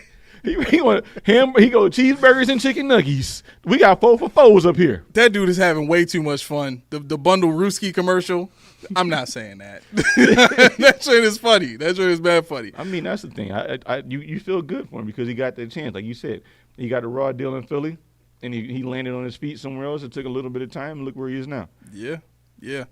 To the point. Okay, I'm sorry. Go ahead. No. Go ahead. To the point about what do we glean? I do want to mention what I was going to glean. Why I asked who was starting on Saturday or Sunday. I keep saying Saturday, but if it was Anthony Richardson, what I like about them is he has propensity to throw deep balls, just deep balls. Yeah. And that test, everybody's favorite. That's not where I was going with it. That's not where I was going with it. Yeah. I mean, Flacco likes to go deep. That's okay. There you go. Ain't nothing wrong with that. But he's more efficient with his balls. Anyway, but he likes to go. Evident by the with a straight face. He watched you to see if you was gonna start shaking. He's like, yeah, hit him. But no, you got what I want to see is what everybody wants to see quietly, except for me. Damar Hamlin get exposed. Taylor Rapp get exposed. Christian Benjamin get exposed. They want to see those guys. Can they hold up against a deep ball? Yeah. And I wanted to see that. The second thing I want to see is on the defense as well. I want to see our defensive line go up against their offensive line in that run game. That's what I want to see. I want to see a junior iteration of Baltimore and Anthony Richardson and his running with JT next to him. Yeah. You got to watch too much stuff. Flacco, you ain't got to worry about him running. But the thing is, the Bills had to prepare for something greater. And this would have been a team to get you thinking about what's to come. Yeah. So I'm upset by the fact that we're not playing, but I also know that this defensive line better show something. Yeah.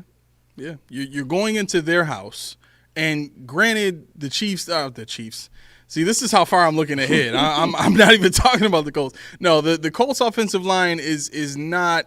They're not playing as well as they used to. They lost their offensive line coach. They're a different offensive line this year as opposed to what they used to be. Their left tackle is playing in this game. Mm-hmm. He's coming back off an injury. Excuse me. And with Jonathan Taylor, he hasn't gotten a lot of carries the past couple of weeks, but he's been dealing with ankle injuries. I mean, I think it was ankle injuries, and I think there was something else with him this season too. But he's been hurt. And I think the last couple of weeks were kind of a ramp up. I think the fact that Joe Flacco is going to be playing, and especially against our defense, they're going to run the ball. So, for everybody who's, scouting them for, their first, 8-9 weeks and saying, well, they don't run the ball that well. Everybody runs the ball well against the Bills. Yeah. Unfortunately, that's just a fundamental flaw in our defense. Everybody is going to run well against us, period.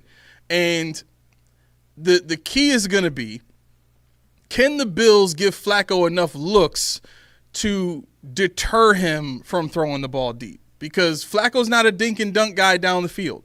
He's not going to have, 14 play drives for, 89 yards and a touchdown. That's not how he works. Right. You know what I'm saying? He's almost Josh Allen-esque in the sense of, man, if it's open down there, I'm going to get – because I can get the ball there before a defender gets there. You know what I mean? So, yeah, I mean – I don't want to see what Jonathan Taylor is capable of. I don't want to see what that offensive line is capable of. We already saw it. We saw that 2 years ago. Yeah, we did. I don't want to see it again. We did. Kevin says everyone gets over 150. Taylor will get his too. Yeah. But the dumb thing about that is when you asked Terry Johnson about that, that's what we wanted. Who says that? We wanted to lose in that. I mean, of course, you're going to say, we're going to put more weight towards the passing and more weight toward. But nobody said, we plan on getting gas, and we're good with that. Did you know that I forgot who I was talking to, but it was my ex account. Devin A-Chain is their second or third leading receiver. So don't tell me you didn't know that was going to happen. He's been doing it all year. Yep. That's what they throw the ball to. Yep. That's their leading yak man. They've been. Don't tell me that you were caught by surprise because that was their. You have it on film, right? And I allow it. It's fine. That play where A-Chain got the touchdown, that was on Bernard and Rapp because that was to their side. Bernard he fell asleep. Him and Dorian Wynn went to their right. Taylor Rapp just stood there like he always does. Everybody says Taylor. He takes too long to process what's happening in front of him. Right. You know, if you watch all 22, make a game of it. Watch DeMar and Taylor, and this is not about DeMar, but watch who's in the screen when the tackle is made versus who's not. I've done this. I'm like, yo, where is Taylor? He's still trying to figure it out. When he's there, it's a hit, but he's still trying to figure it out. Right. And I can't deal with that because against good teams, Kansas City, teams that have good play actions, Baltimore, those guys, you're gonna get roasted. Yep. Because you can't process. Dorian Williams, you're gonna get roasted because you can't process. This is the problem going forward. I don't want to hear, oh yeah, we won because we wanted them to run. You did not need them to run that like that. Mostert was 32 years old. You got gashed by a 32-year-old man. Yeah. Yeah. Devin A-Chain, he's 5'8", was it 190 or something like that? 190, yeah. Yeah, he's fast, but he's small. Right. There's no reason for it. I saw Ed Oliver get washed out. I saw everybody, who was it? Ely, somebody said Ely Anko on the broadcast. Like, Ely? I've heard Ellie, I've heard Eli. I don't know which one of those two it is, but I think it's Ellie. But at any rate, he's the only one I saw getting penetration into the backfield. I want to ask you about that. Let me take a second to look at it because I want to give this person credit for the comment here. But they were talking about, they mentioned Elian Cooper. Oh, yeah. I forgot who it was. We had a little side conversation in the chat. Oh, did you? I responded to it. Oh, man. Everybody didn't see it. So go ahead. Okay. So do you remember who it was?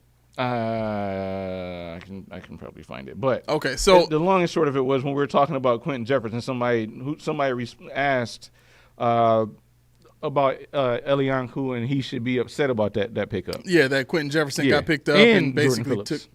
Right. Yeah. And both of those guys took a spot that he should have gotten. He has the past couple of seasons that he's been with the team. You and I talked about this even on the show. We've said, like, where is he? Like, what is he doing? But this year he has shown up in some really big ways. And I think so much of how Sean makes his decisions are just emotion based. You know what I mean? Quentin Jefferson got 6 sacks last year. What has he done this season? What did he do with the Bills last time? Nothing. Exactly. Absolutely nothing. And then for Jordan Phillips to, post run it back and I don't want to run it back. Right. The only time you did anything is right before you went to go play with the Cardinals, and then they found out you were trash and let you go, and then what? We bring you right back. Where did he go? He went to Dallas. He came back here, then he left again and went to Dallas, and now he's back again. He went to Cleveland, didn't he? Got cut from Cleveland. Or was that Quentin Jefferson? Quentin Jefferson got let go from Cleveland. Where was Phillips? Phillips was with, I don't remember. Hold on, I can type faster now, so let me see. Jordan Phillips. Little Jordan. What kind of name is that? Let's see. Cleveland. He was in Cleveland too. Both of them were in Cleveland? Yeah. Wow. Yep. Look at his defensive score. PFF scored. Oh no, it was Dallas. He was. Yeah. I'm sorry. Yeah, it was Dallas. Yeah, it was Dallas. He played against Cleveland. Yeah. New Orleans, he had a PFF score of 25.8 on defense. Jordan Phillips did. Right. 25.8. Right. For the season so far. 29.6. 26.2 run defense. I thought we were trying to get better at run defense. Pass rush, 72.4. That means nothing to me when they're going to gash us on the ground. You're supposed to be fixing the ground attack. Yep. Not the pass rush. Fix that with, guess what? Your edge rushers. Not just Javon Solomon. Not just Von Miller. And don't try to tell me, I got to stay here. You want to hear it? Like to hear it, here it goes. Let's go. Let me just find it real fast. PFF's top 5 pass rushers on the team. On our team. Graded out. Jamarcus Ingram. What? Javon Solomon, because they rushed. They blitzed Jamarcus Ingram. So Javon Solomon, Greg Rousseau, Ed Oliver, and Von Miller. Those are your top 5 graded out pass rushers on this team. All right? Okay. Total salary, $30.5 million for those 5. We have 12 sacks amongst those 5. 12. That's $2.5 million a sack. Let me get that back. Right. Hold on. Bring me the check. I got to look at that again. Hold on. Something wrong.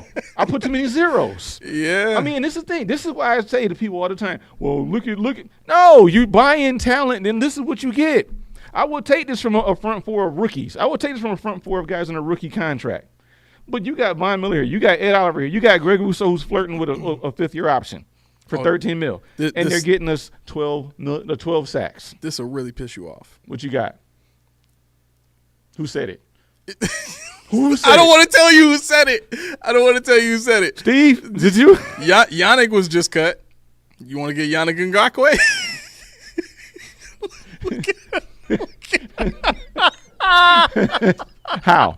How? How are we getting Yannick? You just claim him. All you got to do is claim him. That's it. He's Are on we paying waivers him in right Bitcoin? now. Does he like chicken nuggets? Listen, the team that let him go is hoping he clears waivers so they can put him on their practice squad. My thing is, we have $2 million in cap space. $2. He'll probably take one to play. What's the vet min? Like 1.7. Yeah, get 1.7. I'm not sure how it works with him. What you gonna do with $2 million that you can't do with 200,000? I know, man. You know what I'm saying? Like you really can't do anything with $2 million. You might as well give it to this dude to come. You got Jalen Virgil starting at wide receiver. Why not? Yeah, let's go ahead and let's do that. I don't even understand that first and foremost. Why the hell is he on the field? You want to know why? Why? Because they didn't double down wide receivers in the draft. Okay, but why is it Jalen Virgil and not Shavers? Because, well, I'm guessing it's because Virgil is faster. I'm guessing it's because, and this is me being serious. I'm not trying to come with what you're saying. I'm guessing it's because, but I don't know their logic. I know he didn't get a target in the game he played. You're calling up a guy to not do anything, just basically. Run across the line of scrimmage and stand there. I mean, it's the exact same thing that they were doing last year with Ilianku. Just calling him up to come up and do nothing at defensive tackle, barely even play. I mean, the Patriots claimed him. So Yannick is playing for the Patriots. So now. there you go. So they basically got a free pass rusher to come and play on that defense who's still decent as a speed rusher. And we're talking about AJ Epinesa. We're talking about, and you notice Epinesa's not even on my list. Yeah. We're talking about, So, I mean, come on now. Rousseau has now, 4.5 sacks on the season? 4.5 sacks. Which is a half a sack more than what Epinesa has right now? Mm-hmm. So now he is the number one. Man, we got a race going on, don't we? Yeah, a race for the bottom. But people are, and people are going to, I was having a conversation, and we talked about this last year even, how it was in my ex DMs, where we were talking about how the Babbage defense is starting to look like the Frazier defense. I'm like, wait, what do you mean? He said, it's not aggressive. I'm like, what do you mean? I said, don't you notice that Sean McDermott was the defensive coordinator last year? He's like, yeah, but they were aggressive. I'm like, when? Because you realize Frazier had a higher blitz percentage every year except for the year before he got fired. Right. Every year. If you look back to his Minnesota days, they were close. Yeah. And I find it very funny that Frazier's numbers dipped by 10% the year before he got fired, the year before McDermott took over, because he wanted them to blitz less. Where's the twist? Where's the stunts? Where's that? What is aggressive? What's exotic? I'll tell you where it went. So the 8-gap blitz was a staple in Sean McDermott's defense in Carolina. Mm-hmm. In Philly, they did more zone blitz in Philly, and that was Joe Johnson's thing, was the zone blitz, right? And he could do that because he had great safety play from Brian Dawkins. He had good linebackers and their defensive line, like that. They had a really good defense when Sean was there. Mm-hmm. But the A-gap blitz came from Sean's scheme in Carolina. Now, the scheme in Carolina, when you ran the A-gap blitz, you had two linebackers that were good at blitzing. You had Thomas Davis that was great at shooting gaps and had speed, and then you had Luke Kuechly who could literally take on linemen and win those matchups one-on-one. And so when you set up the A-gap blitz look and you line both of those dudes up there, mm-hmm. there was a real threat because those guys were getting home. And when Sean tried to do that here, he tried to do it with Tremaine Edmonds and Matt Milano. Yeah, it ain't working the same way, baby. No, like to me, it's like a night and day difference of linebacker cores. You know what I mean? Yeah. So I think that's why it left immediately after that, because people did love the aggressive call, and early in the season, when it was catching people off guard because nobody had tape on it. It was like, oh shoot, these guys never blitz. What, where's this coming from? But we've seen the corner blitzes before. Those have been there since day one of Sean being here. I think that's what kept Cam Lewis and DeMar Hamlin on the team. Yeah, that's what they were known for at the time. Right. So, I think later on in the season, as that blitz started to get swallowed up by good offensive line, calls and protection changes and stuff like that, I think the next season, Sean just kind of figured, well, we might as well go back to, what I do best, and that's, stopping the pass. And I just name another head coach in the league right now that has built a defense like this where it's so one-dimensional intentionally, as if to say, we don't care if a team runs for 150 yards on us. Oh, it ain't as if. They say it. Open. Right. Clear as day. Right. Yeah. And it's not even that the pass defense is so good that the run game doesn't matter. What it really is the offense outscores the other team. You know what I'm saying? It literally is the Josh Allen with as Sweat puts it, the Timu players that we have around us. He does such a good job at getting up on those bad teams that offenses are often one-dimensional, and when they're not, they almost beat you in the Dolphins, or they do beat you in the Ravens and the Texans. So it's how can I say this?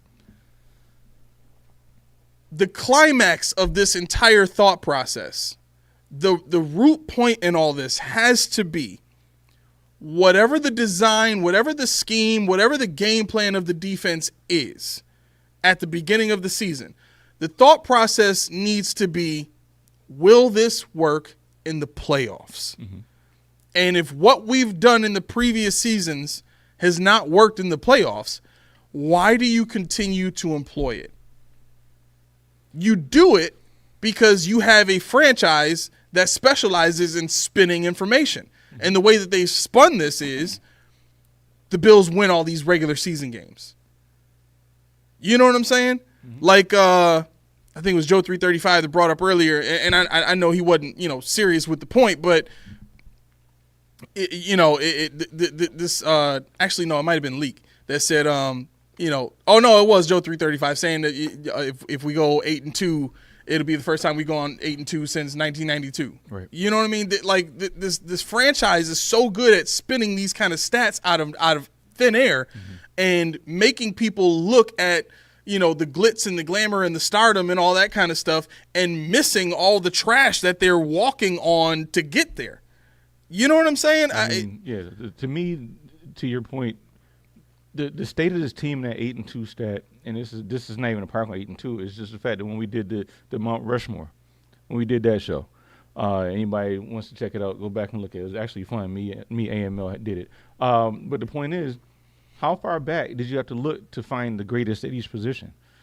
We don't have a hallowed hall of talent. Right. You go back to the 90s, and that's pretty much where it stops. If you got Eric Moles, you got, you might have a Fred Jackson, but even then, before that, Thurman Thomas, before that, O.J. Simpson, before that, you're talking about Joe Ferguson. You're going, it's like 2 decades between every tier of our Mount Rushmore. Right. I had to dig deep on some of those. Albert DeBinion almost made it. And a lot of people that watch the show probably don't know who that is, And even now, we're 40 years old. How many people do you know actually say they can say they sat and watched Thurman Thomas play? That was 30 years ago. Yeah. So the fact that, you're talking about greatness from 30 years ago to, a James Cook making it, a Stephon Diggs making it. They shouldn't even be on the list if this team had a hallowed history that we're living up to. We're not the Steelers. Right. We're not those teams that have a history. We had a history, then we just fell off the face of the planet, and now we're back. Yeah. All right, it's 7:45. So let's get into score predictions first. And then we'll get into stuff we heard and finish off the show with that. Okay. All right. So, with Flacco playing, I'm not afraid. Wait, Roy said, Key didn't put Kyle Williams on Mount Rushmore. I did. Roy, I did. I put Fred and Kyle on there. I begrudgingly did because it was objective. I know how much that hurt you inside. Man. It did. I was searching. I said, man. Is that a beat a sweat key? Is that? It probably is. I was like, Ted, come on, Pat. What y'all got for me? Oh man. Fred Smirlis, what you got for me? Oh, right, man. right. Okay, Kyle Williams it is. But no, I'm gonna go. I'm gonna say the Bills are gonna. They're gonna find a way in that dome, the RCA dome. Josh is gonna hold the ball for 7 seconds a pop like he did at the combine, and we'll probably put up. I'm gonna say we're gonna put up 21 points. But I'm also going to say that they are going to have. I'm going to say they're going to have 2 touchdowns rushing, JT. So that's 14. I'm going to say. This is going to be crazy. I'm going to say 21. Somehow 21-20. Oh wow! Yeah, that's a tight game. The reason why I say that is because we don't have a gamut of wide receivers. So we're really relying on Dawson Knox, Dalton Kincaid, who's coming off a 4 for 10 game. And a defense that we got to see if we can block DeForest Buckner, because James Cook he's gonna get a gap blitz again. He's gonna get hit behind the line. His day's gonna be long. Ray Davis is probably gonna have a big play somewhere, and it's gonna be a tough going for the rest of the game. Beth says my prediction: Bills win. Mic drop. I think that mic squeaked when it hit the ground. No, the chew toy. Oh. I think just about everybody agrees the Bills gonna win this game, Beth. Yeah. No, I know you're playing, but yeah, I do think the game is gonna be tight. Roy's got the Bills winning 24-20. Mafia's got 27-13 Bills. Yeah, I think that's right. I'm right in between there. I actually think the Bills are going to score 24 points, but I'm going to go 24-17. I'm going to say a full touchdown between the two teams.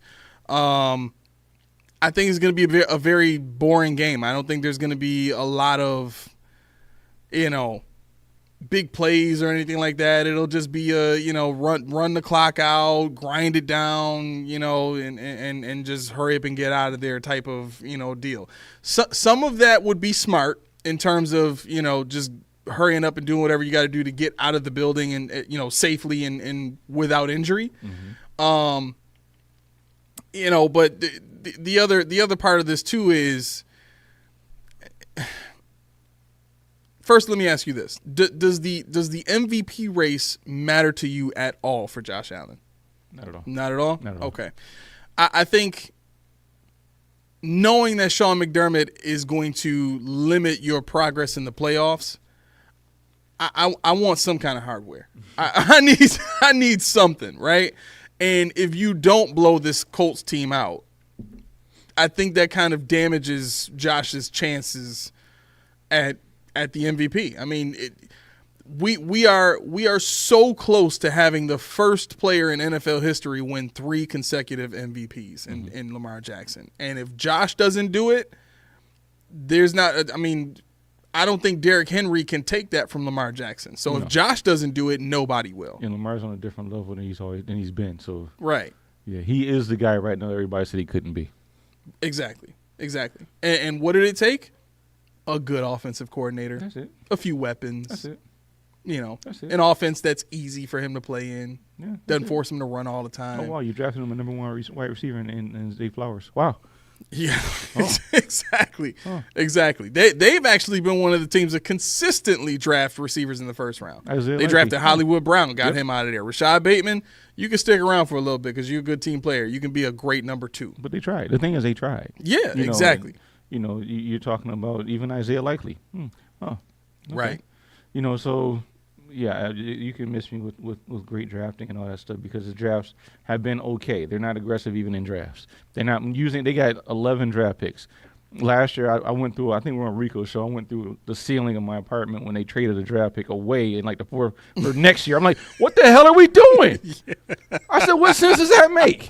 We have no money and you trading more stuff away? The look on Rico's face was like, I don't know how much y'all talked before that though, Mm-hmm. but like the look on his face is just like, is this dude about to about to lose my show? right? Like he was looking for that end button real quick.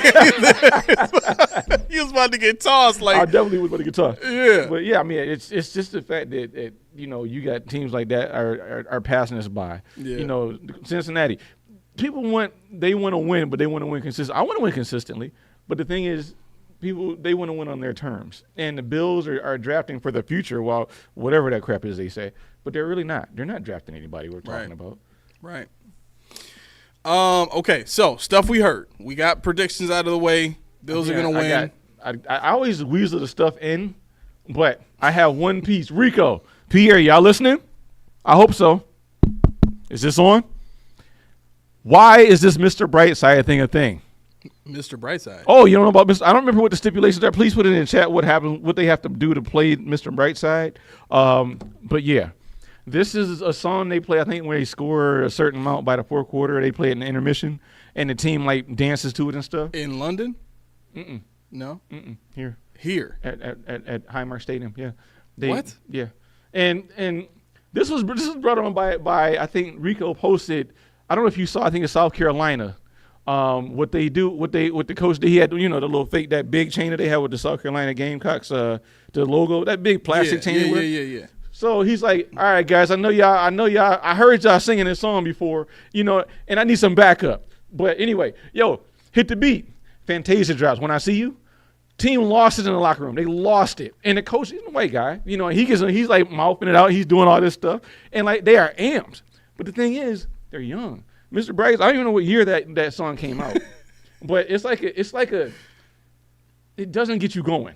It's like a regular, I don't even know what you rock, soft rock. I don't know what you. It's like that song that they be singing in London, where it's just kind of. Yeah, it's just there. Yeah. And I saw, and I put on Rico's thing. I said that's when Himbo became James Cook again. Because if I ever see him air a guitar to this song again in life, he will walk away right off my team. He is not. He will go back to James until I see. No, not even. He can't go back. James, even James is a cool name. He's just Jim after that. He's Jim. But no, he likes being called Jim. That's where. Does Jimbo he really? That's where Jimbo came from. Evidently, his people call him Jimbo. That's his nickname. The Bills didn't give him that. That's his name. So yeah, I didn't know that. But so I'm sorry you lost the moniker Himbo until you prove otherwise. You're still my guy on the side. But this brings back. Does that mean you getting on the Ray Davis train? No. I will get on the Frank Gore train first. No, I'm just joking. Whoa! I'm just joking. But the thing is, these are young guys. And if you go to the stadium, we're playing stuff that we listened to in high school. We're playing these old songs. It's like, they not pumping nobody up except for the people that's our age. And nobody on the field is anywhere near our age. Where the wobble at? Where the freaking swag, sir? Where is this stuff that gets the guys that's younger? You got guys like Kirk Cousins. Kirk Cousins talking about take the trap. They didn't turn this man into ATL, but we playing Mr. Brightside. Are we trying to? They can't say, well, it's a family environment and we can't, we got to be careful what we play because the red and blue game, it was kids all over the place and they was playing all the songs that the players like. I know. There wasn't no clean stuff in there. You know what I'm saying? So, I mean, there's no explanation. Listened to it? Have you heard it? No. Okay, guys, go listen to the song. I'll be here when you get back. Mr. I'm just joking. Brightside. I got to go. But listen to Mr. Brightside and put in the comments after the show, can you get jiggy with it? This is going to be bad. It's going to be real bad because I had to do some sleuthing. Now, this is what we're doing? I mean, you put the electric slide on for all I care. Just not that. I need something where the guys get going. I remember one of my games, the lights went out at the stadium. Had to call it. And both teams met in the middle of the field, and they did the electric slide. They battled the electric slide in full equipment. And that's the thing. Like, Kev says I'll pass. No, Kev, I want you to do it. I want you specifically to listen to Mr. Brightside, Kev. not you alone, but you. So not everybody, just you, just Kev, you, and then you. bring it back to us what you thought. Right. No, I want somebody to tell the Bills stadium experience guy, you got to figure some new music out. AC/DC cool, Metallica cool. Some of the old R&B stuff cool, but no, no. Kev says not my demographic. I know. I know. What do you think about this? What if they? So Beth says, I feel a Von sack coming. Flacco has a long snap time, which I agree. I agree with that. I think this is probably the game you're most likely to see one from Von. Outside of the Patriots games, I don't think you're going to see one the rest of the season. Honestly, I don't. I think he'll sneak one in there. Yeah, yeah. But this next sack will be his fourth of the season. But the thing is, he was suspended 4 games, and he's still up there in the running, which is crazy. One more sack, and he's almost beating the top dude. They just doing the climb. They climb on each other's shoulders. Right, it's ridiculous. Right, it's sad. But what if they played Mr. Brightside after a Von sack? Would that make a difference? Listen to the song. Report back to me on that one. Listen to the song. Oh God, can you just answer the question? Because I don't want to listen to Mr. Brightside. Oh, you're gonna listen to it because when I leave, I don't have to be at work. I don't have to leave. You forgot. I don't have to leave here. You gonna play it during the closeout? I'm gonna play it while we're cleaning up. Do a tear down to Mr. Brightside. This is ridiculous. This edifice down. I might leave the cameras on and just let people watch us do tear down to Mr. Brightside. I've already heard it. I've already heard it. It can't do nothing more to me. God. Does anybody in the chat know? He said, hell no, right? Does anybody in the chat know what the stipulation is for Mr. Brightside? I need to know because they have to do something. Let me see if I can look it up. Can you stall me out for a minute? Yeah. So there were a few comments earlier that I wanted to get to. There's so many flying through here. How can you see all these comments? I don't see anything from Beth. Does she have me blocked?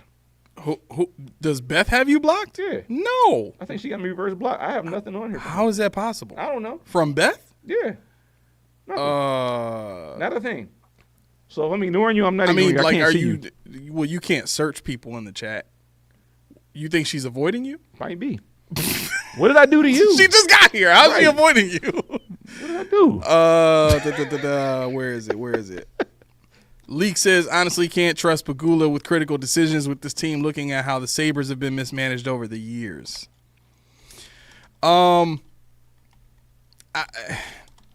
It's tough. It's tough.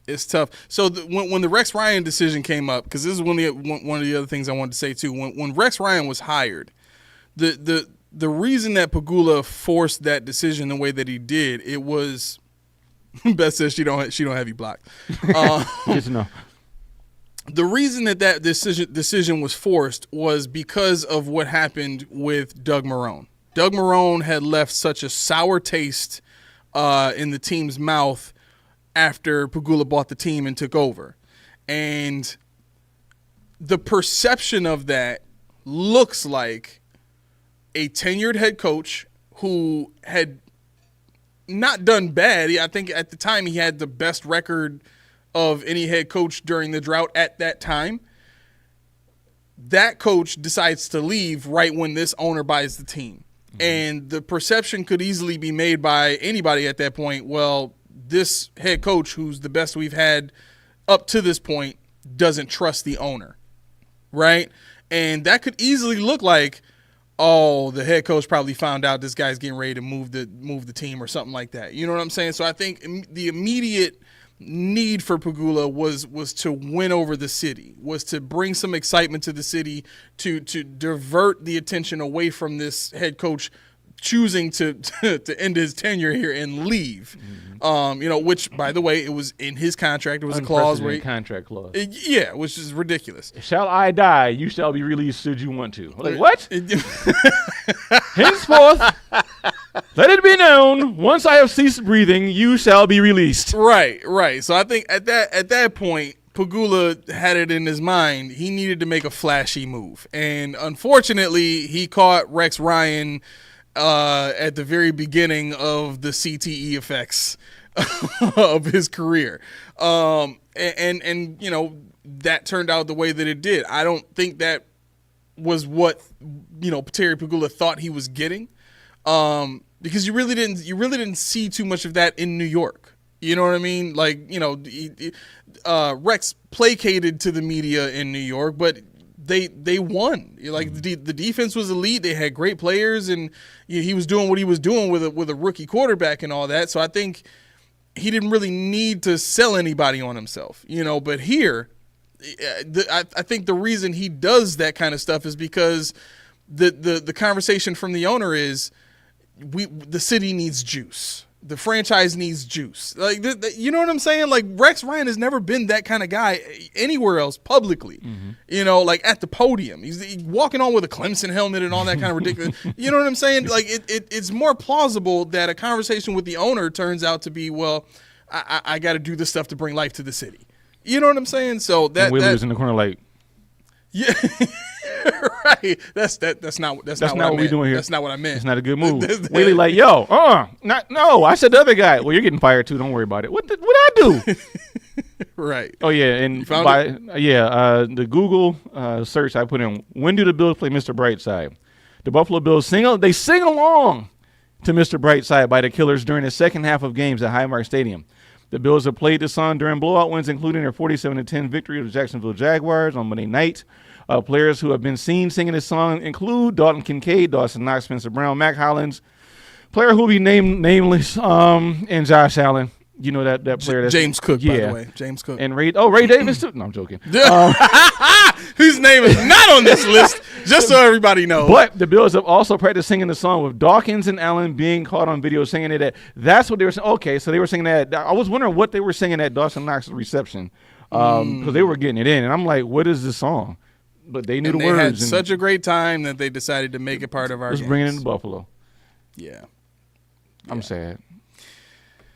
I'm so sad. I'm gonna start doing this. I'm gonna sing a random song on this show. I'm gonna sing like the 1,000 Miles by Vanessa Carlton and let's see if it sticks.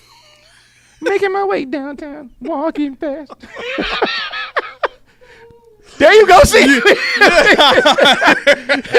Junie definitely knows. I mean, you could. You know what? This is what we should do. Every time there's a game that the Bills should blow out a team and they don't, we need to sing that song. We should. Every time. Every time. Just put it out. There we go. Kev says, pass me some moonshine now. What kind? Right. I might be down for that. What kind you got? So here's this is unprecedented territory because it's 8:03 and we're not in dire need of a close. I'm not clinched up. Yeah, right. You're not throwing stuff at me secretly. Yo, behind the did scenes. get clinched up. I was like, oh, wait a minute. Yeah, right. You got time. I got time. You got time. All right. Well, we don't want to abuse that because there's also another show coming on the network. Yes. Right. So we are gonna get out of here. Let me pull up the music, make sure everything is set up here just right. You pull it. Well, I got. Yeah, you do your thing. Yeah. I'm just I'm setting this up, and then once that's all set up, you can pull up your deal there. Thank you, sir. All right. Okay, that's up. You go. Okay, so OLI, you've already won because I am behind. But you know what? I've been swigging this 50 ounces of water the whole time. And it hasn't quenched my thirst. You know what I should have had? I know what you should have had. I should have had some Reed's tea. Damn it, I should have had some Reed's tea. That's It's right. 1 part refreshing, 1 part delicious, and 2 parts healthy. That's what you can expect when there's only four ingredients. I don't even drink tea, but guess what? I should have today. And that's a good drink right there. What are you doing? Head on over to Reed's. Get your supply by the case individual. Why would you do that? Get the case. You won't be disappointed. But what do I know? See for yourself. Reed's tea. Check the link in the description. Use the code DO to let them know who sent you. All right. So, you know what that means, y'all. OLI hasn't been here so long, the game doesn't have the same feel to it. He comes in just for that part.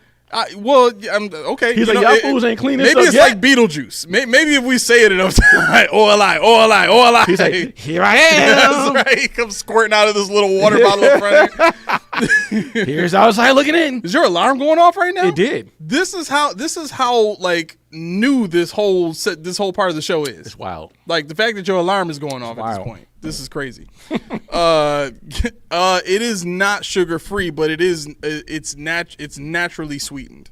It's naturally sweetened. I will say that. It's That natural means- sugars. that No means added Pixie sugars. Fumes No and not. sprinkles magic in there and boom. Yeah. Okay, so.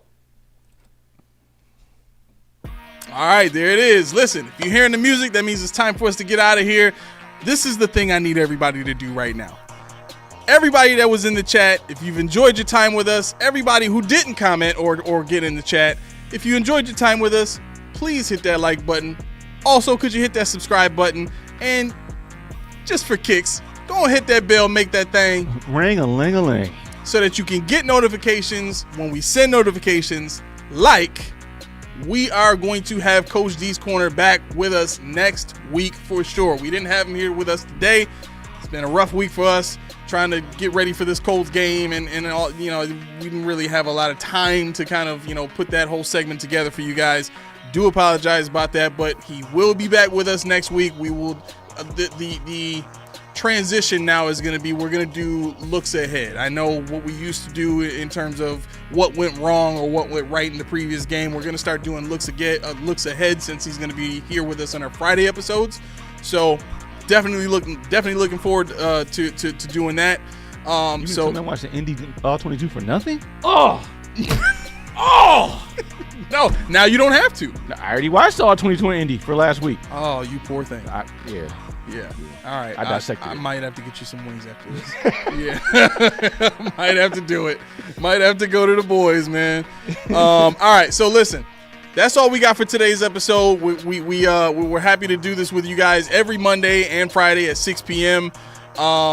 We do have some big things coming up with merchandise. We're going to be doing some giveaways as soon as we get some stuff made. And then we'll have a site ready with merchandise available if you guys are interested. Hopefully you guys enjoy some of the logos that we came up with, and I think it all looks great. I think you guys are going to enjoy it. So with that said, this has been the Post Podium Podcast, home of the all truth, no sodium takes. I have been your co-host Aramis, 40 Keys, and we are out. Peace. Laura said, "Oh, you definitely beat the music." Thanks a lot, calling me out. Of course, in Laura fashion. She said peace out like she ain't gonna be talking smack in the PPP Fantasy Football League.